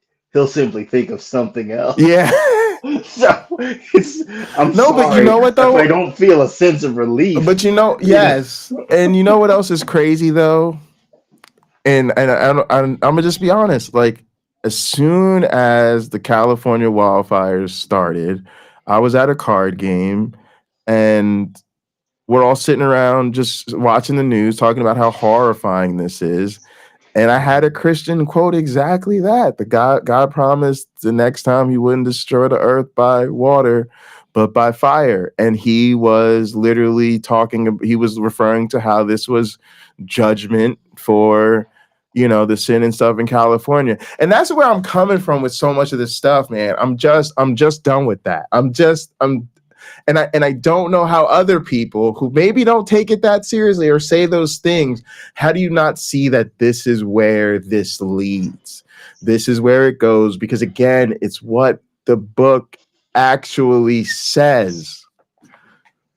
Pocket Locker, had I been at the card game, my response to that would have simply been, you know what? I'm way too nice. That's all I would have said. I'm way too nice. Yeah, like sadly, that is a terribly misguided response to people losing their homes and losing their lives and losing their property. But it's how you would respond if you took it seriously. Or at least you're a lot more likely, right? That it's opening that door. And look, I think that other people are picking and choosing. Like, this is clearly a book of fairy tales. These stories are clearly crazy. So I don't know how people consider themselves more quote unquote rational. And then what they do is say, well, that part's ridiculous, but I believe this other magical part over here. You know, I think at least the fundamentalists, they might seem a little silly, but at least they're consistent. I think the others are saying, well, I'm gonna whatever science reveals or whatever I have to accept for people to think I'm sane, I'm gonna accept, but then I'm also gonna hang on to this dogma, and that doesn't make any sense to me. Yeah, for me, it was just horrifying. It's horrible that people believe this, and I'm not interested in any belief system that even puts that forward as an idea. Instead of considering what kind of person wouldn't, because I think we've already established if those odds were really there, you could save the whole world that you created, that you're responsible for, that you loved, by being tortured for 3 hours and raising again as the supreme ruler of everything. Most people would do it, if not everybody, if actually articulated correctly and presented fully. But furthermore, what God wouldn't? What kind of a monster would you have to be claimed all-powerful and all-loving and not save everyone? If God really loved everyone, why wouldn't he actually just save everyone? Why would he ever condemn them in the first place? And I know all the Christian apologetics about it's out of his hands, evil entered the world. It's not like we have verses that directly say he created it, or all the times that he brags about it. It was us, we did it. We're so powerful that the first humans who ever existed created evil out of thin air, apparently, and chose to pass it down to every single child and generation for all time. That's... God, you were going to say something? No, just poof. Oh, okay. Okay. Poof. Thank you. That's us? What about all the verses that say we're nothing, the lowly creatures from the dirt? Which is it? But that's a tangent for another day. Long story short here, they act like Jesus is so unique and so heroic, but I would bet that any human parent would do more for less, and they wouldn't demand lifelong allegiance afterwards. One of the things that James actually said in his message is how offensive he finds this concept, and that is the perfect word. It is offensive. It's offensive to ask us to believe it. It's offensive to ask us to expect it. There you go. It's offensive to tell us what we owe, when with just a little unpacking, we can see how actually horrific, if not straight up evil, if such a thing existed, this entire concept is. And it should and would be offensive to any real perfect loving God that actually cared for his creation. So thank you again, James. Thank you again, all patrons. Thank you again to everyone who supports the channel in any way. I'll see you Tuesday with another takedown. And until then, keep thinking. All right. So one of my challenges to believers would be, it's something I had to think about myself. Cheer this stuff on. You know, like I could tell you, I saw through the California wildfires that Christians were of two minds. When it first started happening, it was the chance to own the libs for those that were conservative. DEI caused the fires and all of this type of nonsense. But for even some people who I think are more sincere people, you know, they thought about it like I talked about, being God's judgment for sin and all of the terrible things going on in Hollywood and California. But the very same people often turn around and then pray for God to save people from the fire and pray for God to end the fires and bless the people and all this type of nonsense. And of course, the immediate response to people, because they're so helpless and most of us can't help fight the fires, was thoughts and prayers. But no, if you really believe that God promised to destroy the earth by fire and not by water the next time, then the next time there's fires, I'm gonna need you to cheer on the fire and keep cheering on the fire. Yeah.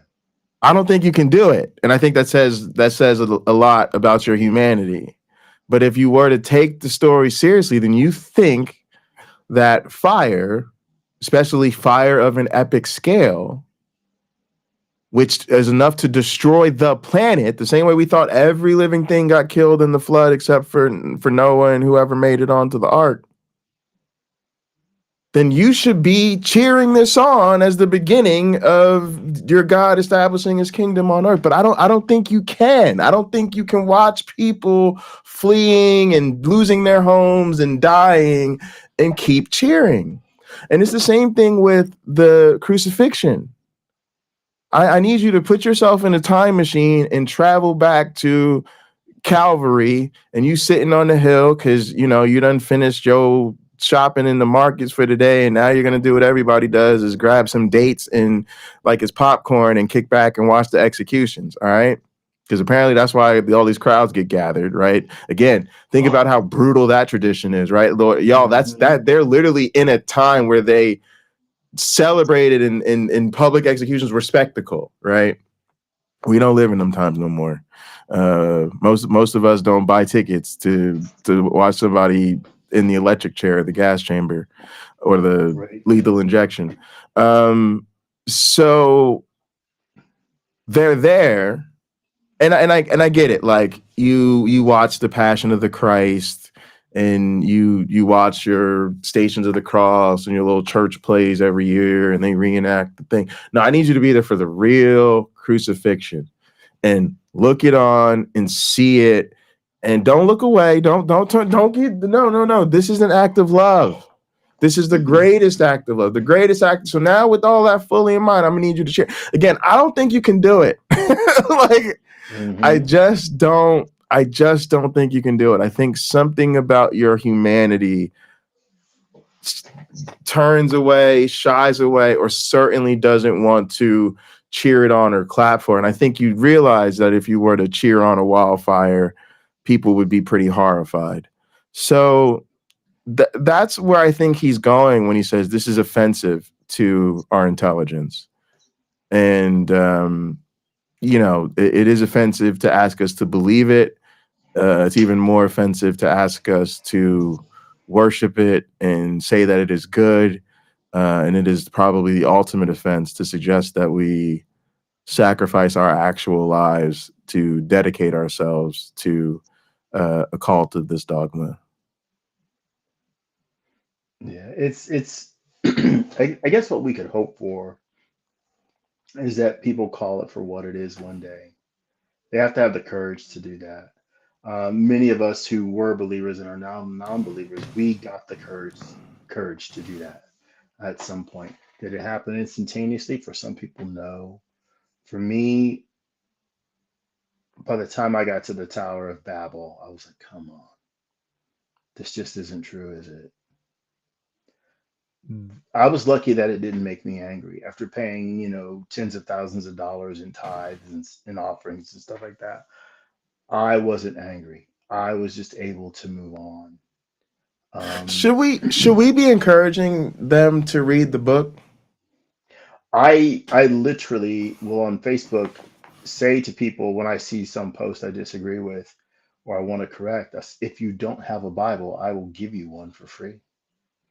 I will send it to your house for free at no charge to you, and I'll even throw in a Throckmorton's. I've had $250 set aside for this for years, Wow. and only one person is taking me up on it, and that was just so he can decorate me a Bible and send it back, and you know who that is. So, Oh yeah. so it's not. It's one lady recently responded, "You really think I don't have a Bible?" And I'm not a cruel person to respond in a way that returns the same energy I think I might have been getting from her. Mm. But she clearly hadn't invested enough time in it to understand why I said what I said, because she is communicating like a person who has little to no knowledge of what's in an actual Bible. Yeah. So Yeah. why would I assume that she had one? Why would I assume that she actually read it? I'm gonna tell you something that's scarier to me. Oh, go ahead. Go ahead. Can I just say Yeah. this? Yeah. So You're good. I came into town on, when was it? I came into town on Monday night, went from the airport to work because they needed me there. Went from work to where I'm staying now, my best friend's house. Well, his mom lives around the corner. I didn't go see her on Monday. But Tuesday, on my way home from work, or on my way here from work, I couldn't resist because I just missed her. So I go to her house, and there's a bunch of cars there. And my immediate thought was Bible study. There aren't that many nieces, there aren't that many Yeah. of her Yeah. grandchildren that live in town here. So I go to the door.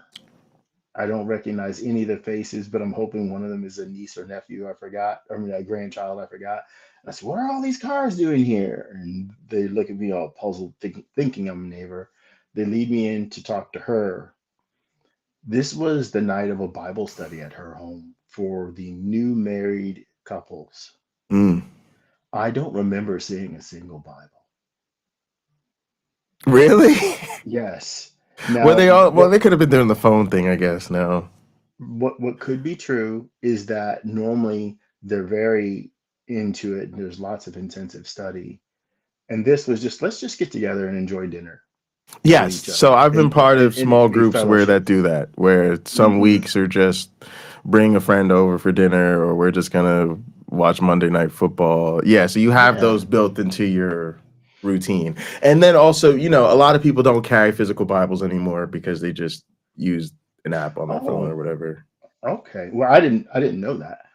Oh yeah, I yeah, yeah. I wanted to say, but I held my tongue. Oh, Bible study. Where are you studying? What like what chapters, what verses Yeah, are yeah, part of your study? yeah. What's the topic? Because I'm like, I got some time. I can get into this if you want. But just sort of keeping in mind that they are there to study and maybe presenting some challenges without trying to Well, deconstruct too much. there's a couple of scary things. So one is a lot of people are, and they're very related actually. So a lot of people think they're reading the Bible, but and I've had this conversation with my mom, which is like devotionals don't count, right?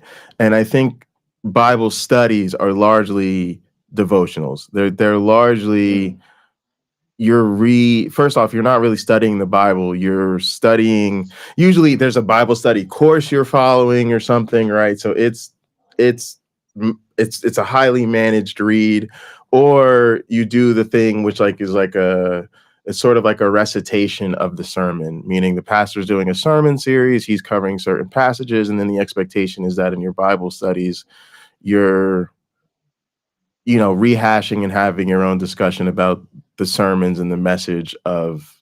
And so this is a problem because it actually convinces a lot of Christians they are reading their Bible, um, and they don't see that, right? mhm. And then the other thing I have is something that I think even students fall into when reading a textbook. I have to like tell them like you don't read a textbook like you read a novel. You don't read it passively, you read it actively. And you have to Yeah. constantly be checking to see if you understand what you read and have any questions and thinking critically about it. But that's a skill. And so a lot of people are just devoted to the cause. And so they do read the Bible. And this is scary. And I've Muslims in my life that are the same way with the Quran. They're constantly reading it, and they scare me even more because for them, the reading it is a chore. It's a spiritual chore, right? Mm. That's the best way to think about it. It's like keeping their room clean, and they do it a lot, or they do it all the time, or they have read the whole Bible over. I know people who read the Bible once a year, cover to cover. It's So not hard. so It's yeah, not hard. so now we a couple decades in this piece. You done been through that Bible a lot, but the critical thinking part of the brain is automatically turned off. It is I have to get through this reading. And so they're reading, and the act of devotion is the reading. And so they're just gonna read right through the problematic parts because they're not even thinking about what they're reading. They're just It's about progress. yeah, it's just about progressing. You're just hitting check. It's like you're playing a video game. You're just going checkpoint, checkpoint, checkpoint, checkpoint, checkpoint. And so they're just reading through the words, and then there's just the assumption that God works in mysterious ways. So yes, I'm reading this crazy passage about the story of whoever offering Lot or whoever offering their daughter to the angels or whatever, and like it's weird, but they just read through it, right? Like, Where's the impact? yeah, there's no yeah, and that's scary to me too, right? Because those are the people who will tell you they read it and they're sincere that they read it, but the comprehension isn't there. And Right? and look, we Yeah. we all know those marginal notes and study guides and all those things give you a lot of insight into the context of the culture in which it was written. And there was a guy on Facebook who he knows I'm a non-believer, and he sort of called me on that, like, you have to understand that all this takes place. And I'm like, oh no, I do. It's just the fact that so many people don't do who believe it, don't do what you just asked me, or you just reminded me of. I explained to him, I don't disagree with you. I understand that's true. And that is an added value that many people never take advantage of. They're lucky if the Bible study leader says something. They're lucky if a priest says something. Robin Webster says, my mom has read it a bunch. Um, but they don't know necessarily if they haven't dug into it like that themselves. They don't know Yeah. the context. And I've been lucky in my studies that I've listened to people go ad nauseum into the context of a lot of the rules, a lot of the culture, and it simplifies things. It may make some things more meaningful, some things more powerful in a different way, where it's like, man, they really had it rough. In another way, where it's like, how the heck did they believe this? Right. Coming at it like that, like how I understand they don't have our scientific sophistication today, but I don't think you need it. This is just a Right. common sense issue.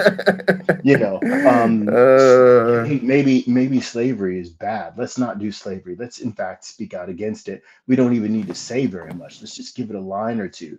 Hey, right. it's a horrible thing when a woman is sexually assaulted. Rather than making her marry her rapist, how about saying to whoever her future husband is going to be, you have to understand that God saw that this woman survived her attacker, and not only you, but the entire village is to treat her, all of Israel, right, is to treat her with respect as if, and consider her pure, Yeah. right? Not as if it didn't And happen, also maybe do but something about these men that keep, or whoever keeps doing all of exactly, this exactly. assaulting. Yeah. Let's instead of forgiving those guys like Jesus would, let's make sure they get punished, right? Yeah. It's not going to be a slap on the wrist. No, that guy violated somebody and should have known that it was not okay to do that. We have that same issue today, right? We're not raising young boys well enough to be responsible men in some cases because it's just not taking, and we're not figuring out what it takes to make it take. What does it take to get them to settle into the idea that I don't have a right to violate someone else's body? That would solve a lot of problems if we could just get over that, because then the person who is LBGTQ, we won't even tread on their sensibilities. Look, I know you might be having a hard time with that because maybe it's difficult for you to accept, or difficult for your parent or best friend to accept, but you are a valuable and treasured person, and I'm not going to add to your misery for 1 second and your frustrations. You coming into yourself should be easy, regardless of what that means, right? Whether you want to be an acrobat, a helicopter pilot, or, just you. It shouldn't be a chore made by society trying to oppress you for it. That gets us nowhere. And I find it funny that in modern times, people with prejudices fail to see how that is the problem. The problem isn't people being different. The Mm. problem is the prejudice. Right. Right. And if we consider when the slaves in the U.S. were set free, and some of them became quite prosperous people, and there were those who didn't care for this, they didn't like it, and so they destroyed what those people created. What if they had the exact or near opposite reaction and said, well, Dave Smith down the road was a slave, but he's got a great blacksmith shop. He makes good products, takes pride in what he does. He does it better than everybody else around him. I think I'll go there. And then that guy prospered, was able to train other people to do the same. And the quality within the general area was consistently high. So now outsiders went to that area. And then industry sprang up there based on this, because people like Dave Smith were great workers, and he had great workers, and he didn't care what color the people he hired were. He just wanted them to do the work very well. And he becomes a captain of his industry. And he's giving higher paying jobs to hundreds, if not thousands of people. What if that had happened instead of him being strung up and hung from a tree and his business burned to the ground? Mm. It could have just been better, and not just for him, but for thousands of people. But the hatred was so powerful that they decided unknowingly to make the world suffer along with their discomfort. That somehow was a better way. That's not a thinking person. So we have people from the religious perspective, essentially doing the same thing. I want to take away their rights. I want them to feel out of place in society. I want to tear them down. For what? Literally, is when you get to heaven, is God going to throw a ribbon around your shoulders and stroke your hair and say, you did a fine job of making people feel like garbage? Right. Thank you for doing that for me. Because evidently I wasn't clever enough in my book to get the point across. Cordella, we love, this is so interesting. Like, we love the idea of having believers in the chat or listening to the stream. I hope maybe you can go back and listen to the stream, or if it's too long for you, maybe just go to Mindshift and listen to Brandon's video called "Who Wouldn't Die to Save the Whole World," because I think you just missed the point, like completely missed the point of the entire stream. And I think that that's part of the issue. Is I think believers are just so stuck on using flowery, kind, euphemistic language that you guys just don't listen. And I if you do actually, listen, you can't I know, comprehend. I don't know what's I going know who on. that is. I know who that You know who is. this is? This is my friend. Yes, I know who that is. So my friend here is a believer, and hello, by the way. My friend here is a believer, and she's a really lovely person to speak with. That's for sure. She has a faith practice. She is a church goer. She was at my baby's what is it, baby shower? She Baby was there, you know. christening or whatever. I don't know, whatever you There's called it. if there's you know Oh if no, they're we different. The showers yeah before. yeah. Yeah, yeah. Okay, But gotcha. it wouldn't surprise me if we invited her to the baby's baptism, because I told my wife, you go right ahead and do all that. It wouldn't Sure. surprise me if she flew across country to be there. So I think what we're seeing, and I didn't read the whole comments, and I apologize, Cordelia.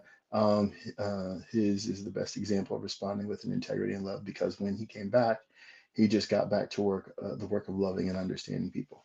So But I here's the thing. think I don't. I is this a don't. I reference to don't. I Jesus? don't. I don't know what it's Yeah. in Yeah. reference to. Yes. It And is? I don't think it's Okay. true. Again, Jesus came to say, I came to bring not peace, but a sword. He Oh, referred to pocket people. rocker. I mean, come on. He referred to people who didn't think like him as dogs. Like he said, not one jot or tittle of the law shall be broken. Like listen. I get that it sounds nice, but I think it's a lie. Well, I don't think Jesus was this socialist. Listen, Jesus had well, miracle powers. He could have stopped people from starving. He could have stopped people from getting sick. Instead, he chose not to, and he chose to instead like make it sound great that poor people sacrifice money they really don't have to a religious cult leader who given that he had magical god powers should not have needed it. I don't appreciate you might be a current believer, but I'm a former believer, and I don't appreciate I don't appreciate people spinning me tales about Jesus as though I don't know what's in that book. I come from generations of ministers. I spent my entire upbringing in Catholic schools and work for religious institutions. I used to be a youth minister. Stop lying to me about the Bible. And I know you're a kind person, but I think this is a challenge you really need to hear. You need to. I just disagree. I do not think well, that's an then, accurate okay, understanding of who Jesus is. then disagree. Yeah, As yeah. and I can take what you said, and you can just look at, I think it was last week's hot program, where I'm showing you, like, do you see how what Jesus is saying could be the words of a revolutionary who is trying to get the fact that all these Hebrews have come to Jerusalem at the same time, and he's trying to get a military force so that they can combat the Romans at that time. One thing after another out of his mouth. I could show you where, do you see how that sets all that up? And I came to bring a sword. You know, that is part of that. It fits right in with what I was saying. Yeah, It yeah, it may be that when we look at the text, it's saying multiple things, but it's hiding something, right? The meaning isn't always a plain one. in the Bible, in the biblical text itself, he says he's explaining things on multiple levels. We are told that. So yes, one group of people will get an understanding like Cordelia's, where Jesus is kind and loving and sincere and looking to get people to be saved from their sins so that they can go to heaven and spend an eternity there rather than perishing in the But fire. that's exactly That why. is But that's a exactly why it level. can't serve as a moral guide. That's Well, you that's don't, that's. but Pocket Locker, I'm not disagreeing with you, obviously. What I'm saying is people, you might come in at this level where that is your understanding that Jesus is loving and kind and generous, or you might come in at another understanding where you see it my way. Well, these are the words of a revolutionary he's trying to get something started, and you can't even make it to the kind, loving. Like you don't move to that direction. You might even move Mhm. to where like this is another person, right? This is clearly a fiction written at its time, and it's going to be just like Atlas or Apollo, that this isn't a real person. This isn't even similar to a real person. It's just mythology. People will accept it for different things, and we all know, we can look at ourselves, that that can change over time. But what happens is some levels, this or that level, is comforting, and it becomes the way one lights their path through life. And whatever else is true, whatever else is true, is unnecessary for their happiness, right? That's where they want to be. That's the vibe I like. And It's that, but sort of that like to you me, talk like go ahead. it's fine. But again, it's selfish.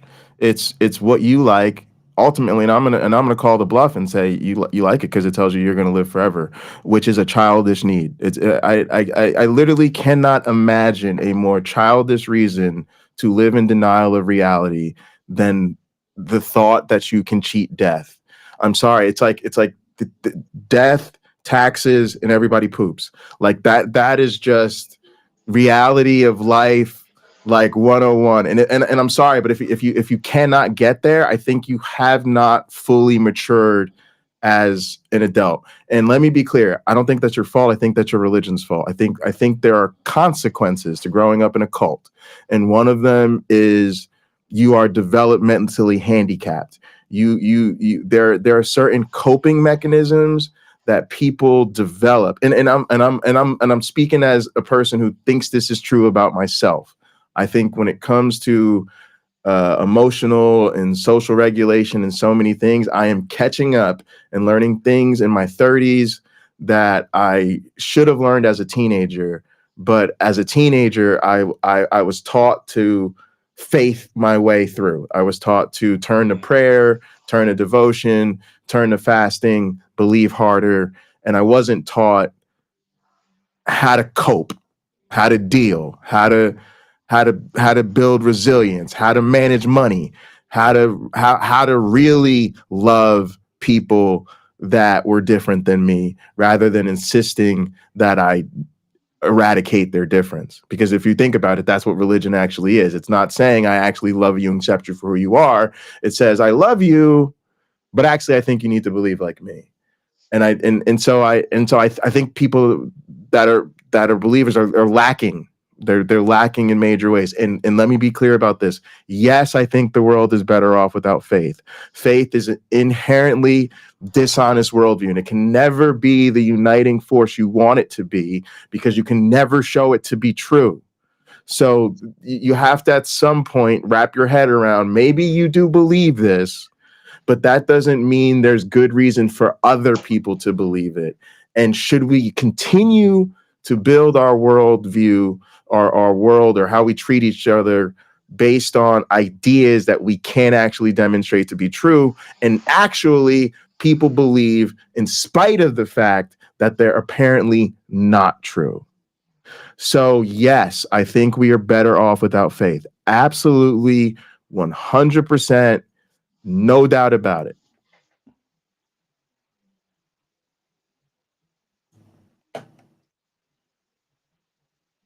Okay, well, obviously, we know not everybody's going to feel the same way. No, no, of So course not. the best thing we can do is seek harmony knowing that that's true. If we were to view humankind as a choir, not everybody sings with the same voice. And sadly, we have a very difficult time figuring out that we all need to be singing the same song sometimes. Yeah, and I think that that's what they stop us from doing. Again, like my case is it can't be a moral guide if it says all the bad things too. And I know that I'll agree. I I'll know, agree. yeah, and I don't know how believers don't see that, and I don't, and again, Well, I think it's because they don't get introduced to that idea. Sorry, they don't get introduced to the bad ideas and dwell on them. I think it can be very easy to say, well, that was a different time. Um, that's actually true. It was a different time. However, the problems that they had then, we have now. When someone mentions to me like there are demons, I just literally want to. It's rare when I want to grab someone and shake them, but that's a moment. And like, can you just tell me what a demon is? And when they can't use the Apocrypha to go into Enoch and explain to me what a demon is, I think that person has no grasp on what they're saying. This is a pre-programmed response, and they may be delivering it with passion and they're fully immersed, right? They're fully bought in. However, they don't know what the heck they're saying to me. And they don't realize they're talking to a person who knows more than they do about the topic, right?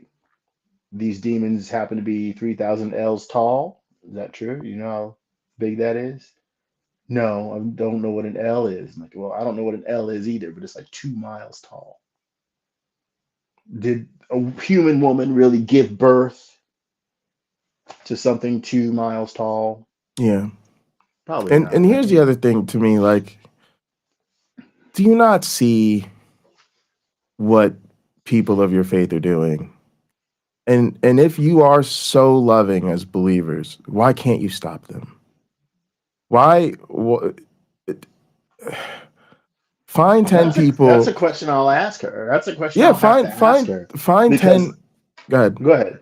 You go ahead, I was Podcast. just gonna say find 10 people who don't support LGBTQ plus rights. I guarantee you, at least nine of them will blame their religion.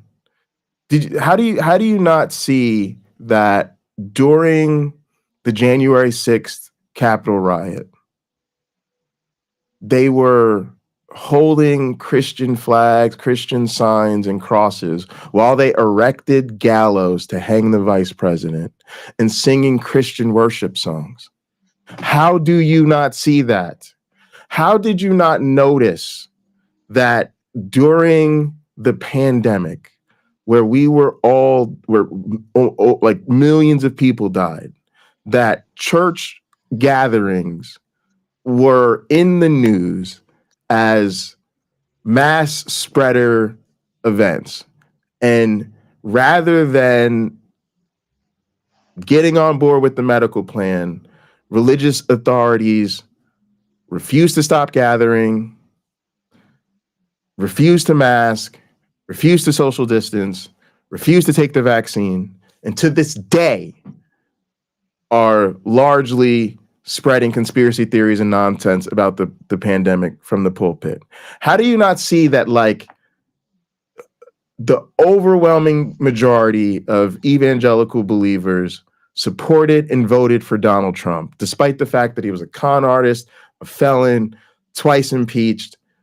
The list goes on and on. And the I'm Bible just speaks out, other than King David, the Bible speaks out against such people. and then the history. They brought some of my ancestors over here. They stole them from Africa and brought some of them over here on a slave ship named Jesus. How do you not see that yes, there were some evangelicals who joined in the fight for civil rights, but they were quoting their humanity, and they were fighting against believers who were quoting the Bible. I just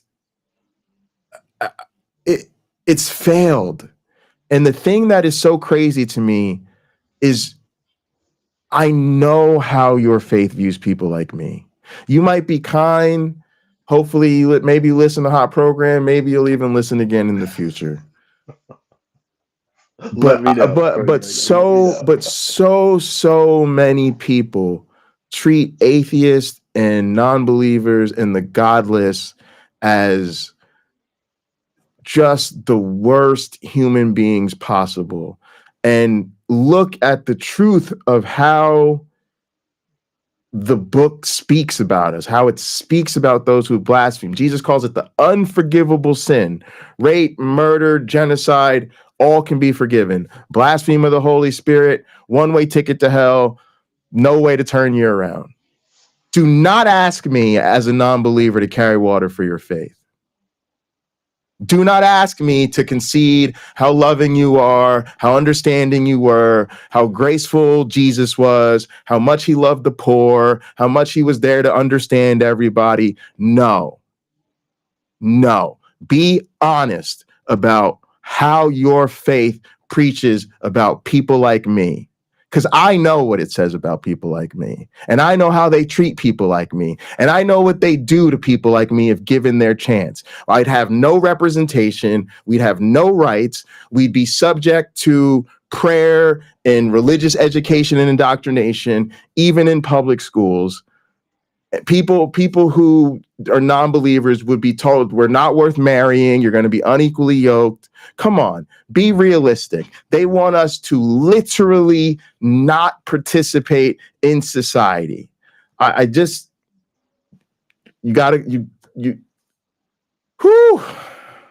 the wrong person to carry water for your church. That's what I'm saying. Well, the Bible itself has said to Christians, come out and be separate. It doesn't say take their rights away. It doesn't say that. Revelation talks about in the book certain depravities and from its perspective, right? The writer's perspective, saying, oh, let him who is this way be that way still. Let him who is this way be that way still. In a way, it's saying, let those people be. You, the believer, need to get right, and you need to be ready for when Jesus comes back on his horse, because he is going to be about his business when he does. And that is collecting you from one end of heaven to the other, as it says elsewhere. But it also says, as it is in heaven, so shall it be on earth. It also says, make disciples of nations. It also says, this is what God loves and this is what he hates. This is why, again, it can't be a moral guide, because it's at the close. Well, you're saying it's contradictory. Yeah, and it's not simply contradictory. It has bad ideas in it, and it can be contradictory. And again, the people who want to do the nice thing with it can't overcome the fact that it says the other thing. You can't pretend that you want to free people from slavery because of your Christianity when the book endorses slavery.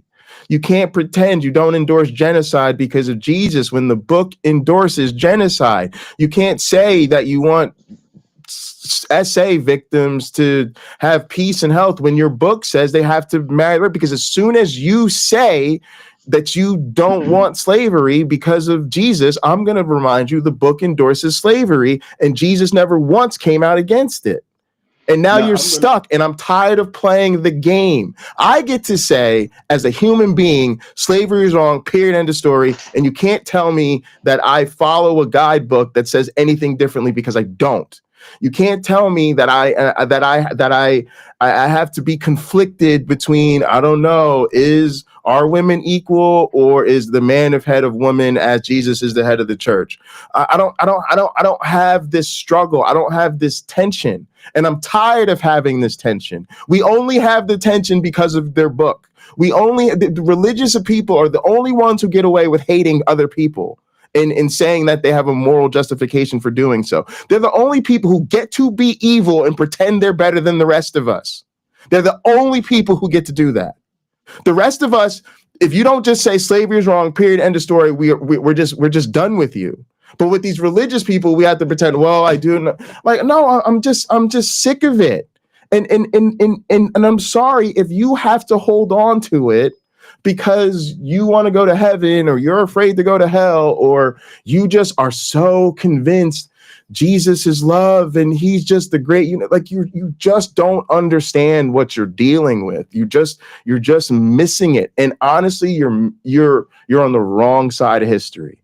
You're on the wrong side of history because there's no truth to it. So we can't redeem it. We can't make it the nice, loving thing we all want it to be, because it's always has to go back to the book. And the book says evil things. So you have to pretend that there's this different understanding of the book that's cherry picked and it's all nice and good. And that's fine. But you're lying to yourself about what's in the book. And the people in power who are using your religion to do evil are taking advantage of you and gaining additional social leverage because you are washing their reputation for them. You are doing the work of making it out that the bad people are actually the good people and they're just fighting for justice and they just want to build a world where we all love God. Like you're washing the reputation of the Christo-fascist. You are, I don't know. I just, and it just bothers me that you can sit through that entire thing and just come back to me with Jesus is love, as though I didn't just spend an hour talking about how Jesus' sacrifice is not an act of love. It's never an act of love to sacrifice a human being unnecessarily. Do you not understand that? Like, am I talking to a child? Are you 6 years old? It is never moral to sacrifice a human life unnecessarily. Jesus' sacrifice is not an act of love. And Jesus again said, I am the way, the truth, and the life.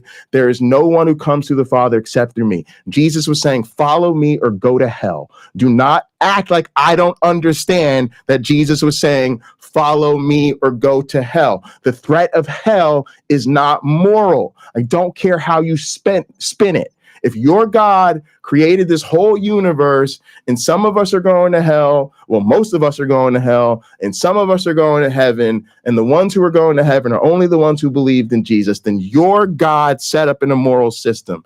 Please don't insult my intelligence by pretending I don't know that this is all about the threat of hell and that the threat of hell is inherently immoral. Do not tell me that Jesus was about love and understanding and then turn around and tell me Jesus is the same Lord who's going to send everyone who's not a Christian, check that, everyone who's not the right type of Christian to an eternal damnation.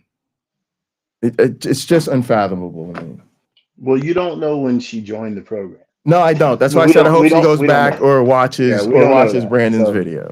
Please. So, and I hope they understand. Like, I'm not trying to be mean. I'm trying to be honest. I'm trying to be radically honest and direct. We rarely have believers watch and comment. Okay, I want to take your comments seriously, and I want to respond to them seriously. Please understand, this is not me not liking this person. It's me wanting to say, please think about these things, because I'm hopefully saying these things in a way that is sincere and genuine, and you can think about them in good faith. Whew. What a hot program on hot program. Yeah, you're hot. You're very hot. Hot program. Extra spicy. Extra spicy. So, oh my goodness. I'm gonna let you wrap us up. Yeah. Okay. Well, to dovetail off what you said, you mentioned something like it's in the book. I think we have to go back to the statistic that we see from the Pew Research study, which said that less than 2/3 of Christians have actually read the entire Bible. And the numbers that read the Bible on a regular basis are very low. They're under 40% too. Very low. So what we may often see within Christianity, or see from Christianity, depending on how you look at it, is people who are believers. And the communication back and forth is based on what they have heard, or not necessarily what they have experienced, but what they have heard. And they don't have full knowledge. In fact, as many of us can say that are regulars here at Hot Program, they often know less than we do. And that just shouldn't be the case. If you've been a Christian for 30 years, you should be an expert in that Bible, back to front, not just the New Testament, the Old. You should be a resource person, not someone with merely a few quotes. Um, However, let's say that's what we keep seeing, because that's what I keep seeing. People with a few quotes. It inspires them to live in a particular way. Things like slavery are unconscionable to them. Things like an attacker having to marry his rapist, and that's the punishment for him. And he has to pay a few shekels to the father because it's a property crime. They don't agree with that either. And there's 613 commandments, and there are a lot of them that they probably just wouldn't agree with. But the label that's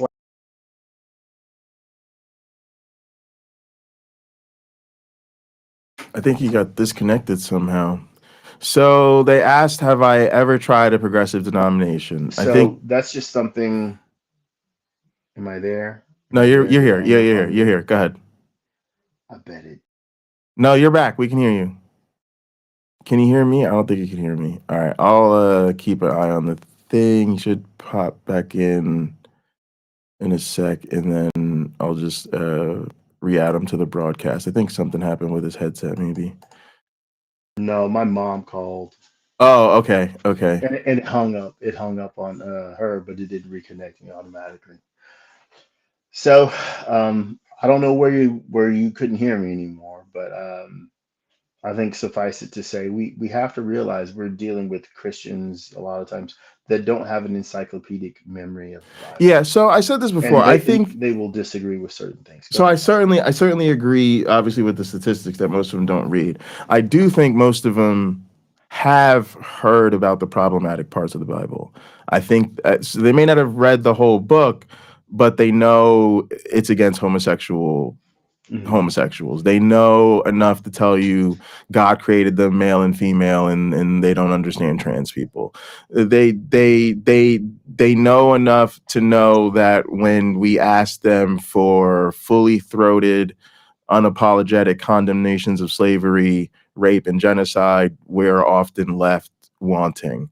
Um, so this question: I've ever tried a progressive denomination? I've yes, I've been a member of conservative evangelical churches, but most of the churches I have been in would probably a lot of the people in them would identify as progressive. I've also been a part of very non-diverse churches. I've been a part of very diverse churches. I got to be honest with you, and this is just me. I don't buy progressive Christianity. I think progressive Christianity is people who are not honest about what the Bible really is, what it's about, what its message really is. And I think they are people who have good hearts and largely good intentions, and they're trying to make Christianity better. I think they're reformers. But I got to be honest, I don't think the book is progressive. This is a book that was clearly written by fascist. It was written by very authoritarian people who in the current world we would describe as fascist, authoritarian bigots. It Well, is not a book. Parker, Go ahead, go ahead. the book isn't progressive. She is. People like her are. I guess I'm lucky enough to. I know her, right? We've spent hours upon hours upon hours talking, and some of it. One of our first Right, conversations but was about religion. So she is. So if the Bible is essentially a foundational document to her way of life, yes, it has its problems. She's not practicing the problems. right? Right, but my thing She's is you solution oriented. can't. Go ahead. My thing is and this is a disagreement I have with a lot of people on the left, and I'm having a big disagreement right now with Christy Burke over this, because she points this out this is her new thing. Her new thing is they're not all bad, they're not all against you. There's progressive gay pastors, there's liberal churches, da da da da. I don't buy it.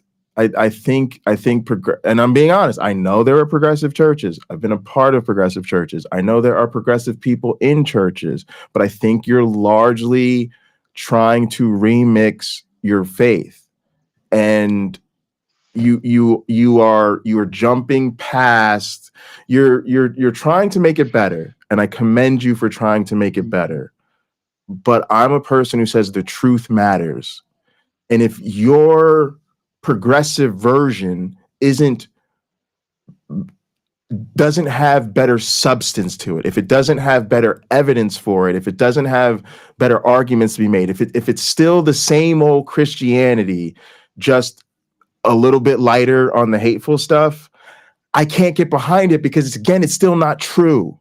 Well, And that matters to me, because I see a lot of the consequences as the result of people not believing the truth. And honestly, progressive Christianity to me is a cope. It is people who want to feel like they're good people, who they're on the side of civil rights and they're on the side of marginalized people, and they're trying to make the world a better place, but they insist that it must be through Christianity. Christianity must be true. There must be a way to make Christianity work. And they have made the fatal error of not being honest with themselves and others about even considering the fact that it might not be true. So to me, a progressive Christian is somebody who's still no more interested in the truth. And here's the other thing. I don't think it works. I think you guys, you feel better. I think being a progressive Christian, a lot of progressive Christians feel better about their Christianity than they would if they were stuck in conservative congregations. I get that. I also get that progressive Christians get a lot more support and tolerance from other people. A lot of people, even in my own community, we have reasoned disagreements about this. A lot of people in this community celebrate progressive Christians. Hey, they're on our side. When it comes to the issues, let's take that and run with it. I get that, but I think it's short-sighted, and I think it's largely the reason we're never going to reach our goals like this. Why? Because progressive Christians are still Christians. They still put the faith first, which I'm a scientist. I don't think faith first is the way to go. I don't care what your faith is. I don't care how nice it is. I still think you're lying or failing to be honest. Okay. And also, I think you don't have the weight of the institutional power and history on your side.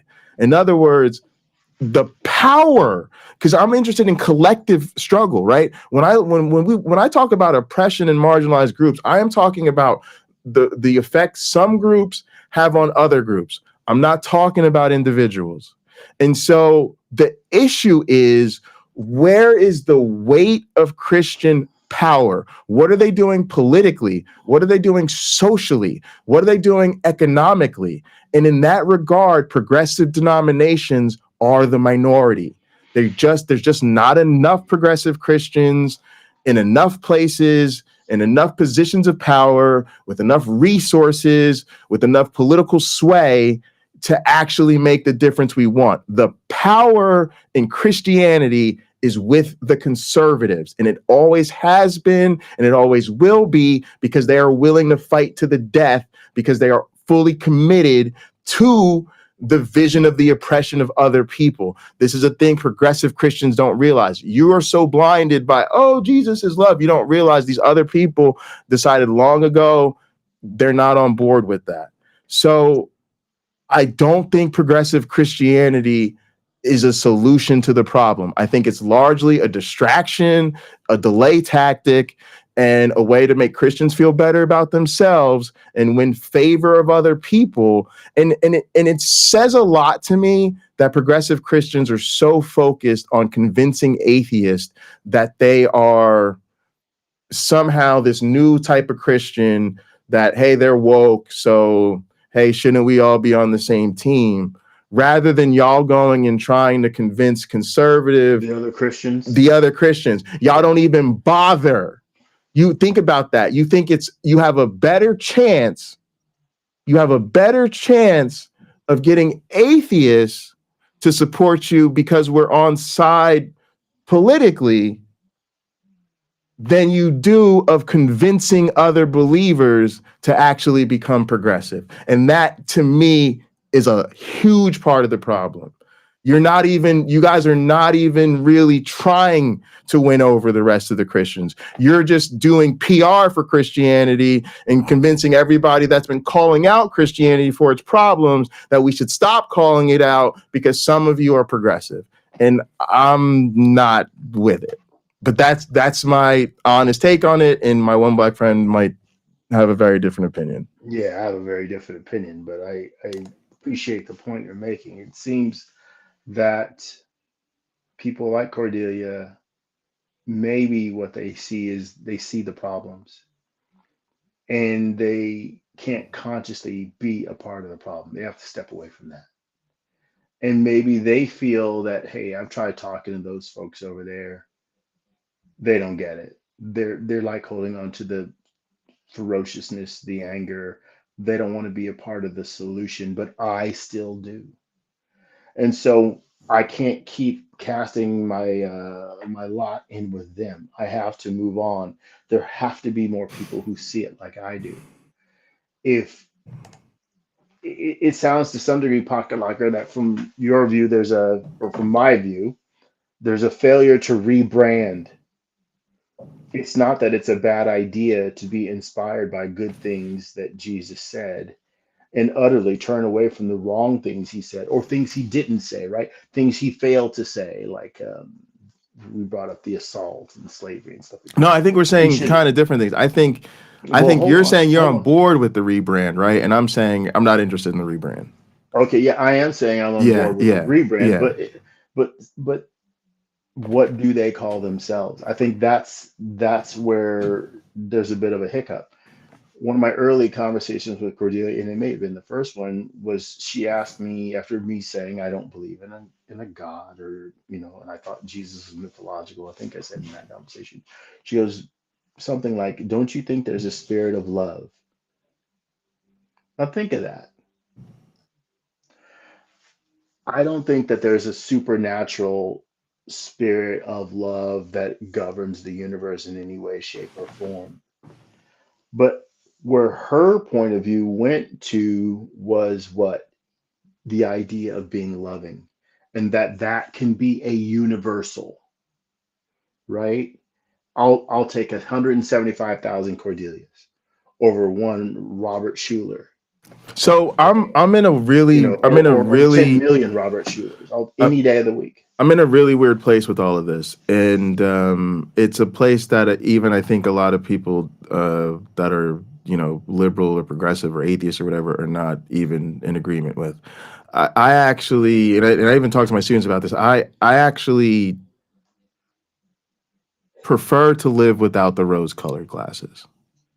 Even about nature, right? Like I'm a biologist, so believe it or not, when people say I just think life is beautiful and nature is wonderful and isn't it all awesome, I'm not one of those people. Like, I think you can do that. I think you could look at nature and see beautiful things and go, isn't a tiger majestic? But I'm also going to go, that's a murder machine and a very efficient one, right? Like, and nature is also like trying to kill you, right? There's going to be wildfires and storms and hurricanes. And so I think it's a mistake to look at nature and just see it as beautiful. And I don't think it has a moral value. I think it just is the result of natural law. I think it's a mistake to think of it as good or bad. It just is. And I think the same thing of human nature. I think it's a mistake. And this is part of the thing I don't like about progressive Christians is I think part of the mistake they make is believing in people, believing in love, believing that there's a spirit of love. That no, there isn't. I need y'all to wake up and realize there's a lot of real hate in the world. And there's a lot of real between group conflict. And the people in power understand this. They understand tribalism. They understand us versus them. They understand I want to be in charge. I want to be in power. And I don't want my opponents and people that are different from me. I don't want them to have anything. When you now come to me and insist that there's this overarching framework of love, that now I, as the marginalized and oppressed one, I, as the one with less power, I, as the one who can't even control my own fate. I don't even have autonomy over my life because of the way the power structures are. And now you're coming to me and say, I have to adopt this framework of love when I know the people that are literally trying to take my rights from me are doing so because they hate people like me. I feel like it's the Christian that needs to wake up and realize, no, this ain't about the spirit of love. And yes, we can create a more pro-social world. We can say, hey, I think it would be good if we all loved each other, and it would be good if we all cooperated, and it would be good if we all hold hands and built a bridge to equality. But to really do that, to make that actually happen, we have to be realistic about the fact that not everybody's on board with that plan yet. And maybe there needs to be some social consequences and some real structural change that effectively, I hate to say this, but forces people to act more like we want, because I think people are acting like it's just going to happen magically because really down in the bottom of their hearts is this spirit of love that I just don't think is there. And quite frankly, I'm not interested anymore in converting them and making them love like me. I want the people who are in power or can affect power, that's where we come in, to change the structure of society that it's not safe for them to hate me anymore. And put them back where they were, where they might have been racist, but they couldn't be racist in public. Now everybody wants to be convinced they're secretly the spirit of love. So let's bring Black people and the people who hate Black people together in the same room. Like, no, you're just putting Black people in danger. So again, and I mean this sincerely, I do not buy into progressive Christianity. I don't even think it's a good thing to do. I think if you give Christianity an honest up and down evaluation, it clearly belongs in the dustbin of history. It clearly is not the way we should all live our lives. And would it be good? Would I be considered a hero if I rebranded National Socialism? Said, hey, maybe some parts of Germany for Germany are not so bad. Maybe we'll just be a little bit less. Come on, like you have to understand that at some point, like, what is it really? Like, to me, are progressive Christians going to sit here and pretend that Christianity is not a demand to follow Jesus, or else literally deserve eternal damnation, destruction, or something else bad? Are they really going to sit around and say we weren't created? Can you give me that? Can a progressive Christian even give me, we've explained the origin of humanities by natural causes, and it looks like there's no need to presume a creator? Are progressive Christians willing to let go of creationism? No, of course they're not. Of course they're not. So why are we trying to repackage this? It doesn't deserve to be repackaged. It deserves to be canceled. I hate to say it, but y'all really do need to be canceled. Nobody needs to hear this stuff. Nobody needs to learn this stuff. Children don't need to be brought to progressive churches. They need to be stopped. They need to stop being brought to church. That's my take on it. I don't even know what progressive Christians even, because I know like most of my family thinks they're progressive Christians, and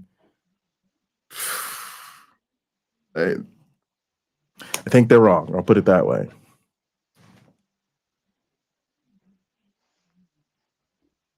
And not charity, but structural change. The conservatives are way better at fixing the playing field.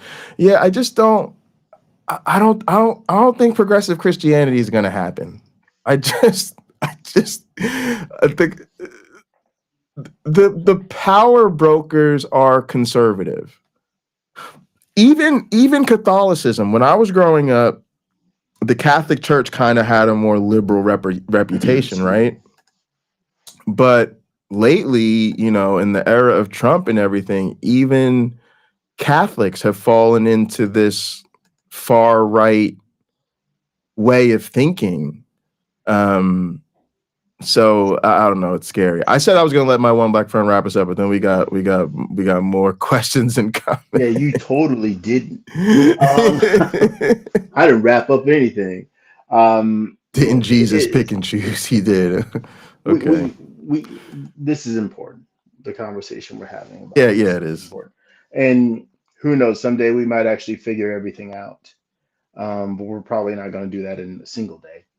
So it's best to have a talk about it and talk about different angles. And you know, it's good for an audience and me to know what you're passionate about, just like it's good for you and the audience to know what I'm passionate about. And we need to understand the audience, whomever they may be, what they're passionate about.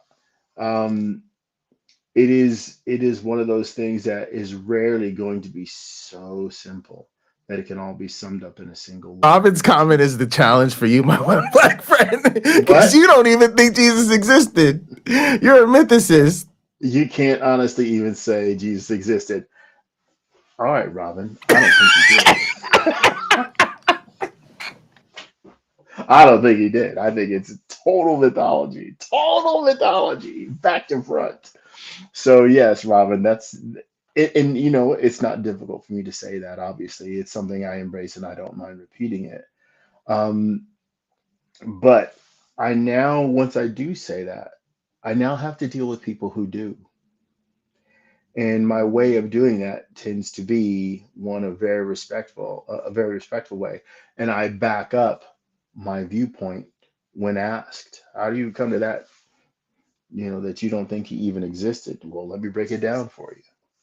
It's not that I say it because I don't have an opinion and I don't have, you know, what appear to be facts on my side. I do.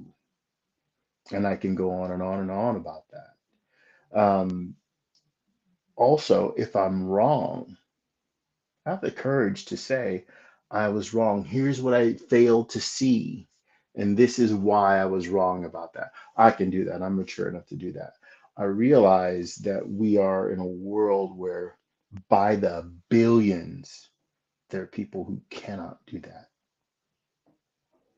And it could be an integrity issue, it could be a fear issue too. But I'm someone who can understand it can be a fear issue. And that's why it's hard. They would have to give up heaven if I'm right. And isn't heaven a beautiful vision of, although there aren't a lot of details, isn't that a beautiful vision to be able to live forever and be in constant happiness? Because our world presents a lot of misery, not So, necessarily so constant one thing I'll misery. say is I think this is where a lot of the difference in opinion comes from. Is I think this is why the resistance is important. I think really challenging it and really saying, like, putting your foot down and saying, nope, I'm not going to go along with this. Even a softer, nicer, gentler version. I first off, I think we've got to have the courage of our convictions, and you do. You know, clearly when you interact with this person, you have the integrity to say, I don't believe this is true. I don't even think Jesus existed. But if you're going to go with the nicer version, that's better than the alternative. And again, I agree that it's better than the alternative. You know, progressive Christians, I think, are far better people than conservative Christians.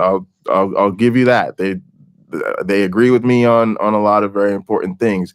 It's just ultimately, I think if I don't think something is true, I can't endorse a nice or mean version of it because I just genuinely don't think it's true, and I think I would be compromising my moral values if I just said I'm going to go with something based on its utility rather than whether or not I think it's true. I think we can do both. I think if we stop using faith, we can build a structure of civilization that recognizes and respects all our humanity and does not need to be based on lies. But I do think that you're right in the sense that for a lot of people, it's an issue of fear and integrity. And I think a lot of that comes down to the environment. I don't think when there's an issue of fear and integrity, people are going to walk away on their own. I think it is largely the responsibility of those of us who see better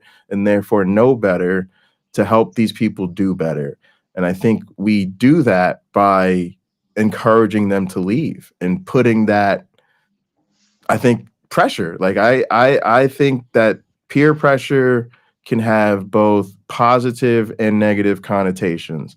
I remember being in college and having a little crew that wanted to smoke marijuana after we were done with our academic obligations for the day. But I remember us sitting down as a group and deciding we wanted this to be a case of positive peer pressure. And so we set a rule for the group that none of us would get stoned until everyone was done with their work for the day. And so you would have all the time incidents where everybody's gathered. We got the joints rolled, we got the bowls packed, and there's like literally 4 or 5 friends sitting around in your dorm room, just sitting here like, bro, we chilling, we waiting for you to be done with that chemistry homework. Man, you got it right. And here's what ended up happening. Everyone in that group did really well that semester and as freshmen. Why? Because eventually you figured out, I better manage my time differently. I don't want my friends sitting around waiting for me at the end of the day. So I'm going to get up, go to class, hit the gym, hit the library, and I don't want to be the one who's sitting around holding us up. We use the peer pressure as to reinforce positive behavior. And I think the same thing needs to happen with faith. We need to say to people, look, I really don't think this is true. I also don't really think it's a good thing to believe. And slowly but surely help pull them out by saying, yes, I do think you should leave. Yes, I do think you're better off without this.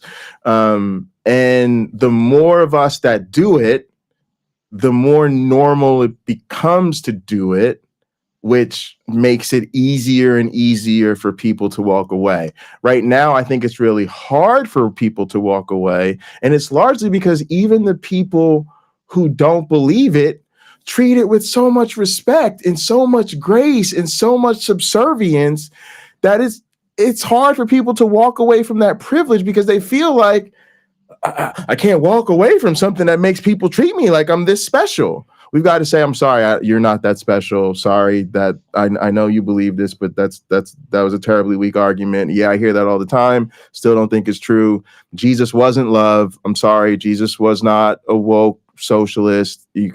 I recommend checking out Durante Lamar's recent videos, not just the one on Jesus as a cult leader, but also the one on the fact that Jesus took advantage of poor people rather than helping poor people. Jesus did not advocate for class solidarity. He did not advocate for mutual aid. He did not advocate for class consciousness and redistribution of wealth. He did not actually try to alleviate the suffering of the poor people. In other words, actually what he did was he pulled the megachurch pastor and praised and talked about how much more God loves it when a poor person gives $100 that they can't afford rather than a rich person who that's an easy sacrifice for. Again, if somebody else practiced this message, just like Marvin Sapp, when we saw Marvin Sapp tell the ushers to close the doors. Okay, y'all Christians, y'all should be paying attention. We just had a mega church pastor tell the Christians to close the door, tell the ushers to close the door so he could get his donations in. Okay, Jesus was not a woke social communist who was there to alleviate the suffering of the sick and the poor. He just wasn't. So again, you could try to make Christianity progressive, but you have to not really understand who Jesus really was, even as depicted in the Bible. That's me as a non-believer saying, I'll give you all the stories I don't believe. I'm with my one black friend. I don't even know if he really existed. If he did exist, I certainly don't think the stories that are attributed to him really happened. I certainly don't think he's alleged to have said or things people actually heard him say and do. So even just to entertain your thought of progressive Christianity, I have to go along with so many things I already don't even believe to be true. And then even giving you this charitable interpretation of your religion that I don't think you deserve, I'm just going to go ahead and say, fine, let's just say everything's in the Bible is true. It still doesn't get me to a progressive Jesus. But guess what? I really do think. I think the conservatives and the fascists and the bigots, not only do I think that what they have is supported in the text, I think it's supported by what the core of the movement was. I do think it was a conservative movement of fascist men of power who wanted control over others in a climate of competitive cults. So I actually think in that sense, I think the fundamentalists and the evangelicals, I think they're largely right about the faith. So, you know, that becomes a big part of the struggle for me. I don't know where my one black friend went. I think we're wrapping up. Let me see if he pops back in. Yep, there he goes. We got him. He's back. I gotta get going. Yeah. Let's get out of here. I got an important phone call and stuff to take. Love y'all. Thank y'all so much for tuning in. This has been a really fun episode of Hot Program. A hot program. As always, gang, be good to yourselves and laugh as much as you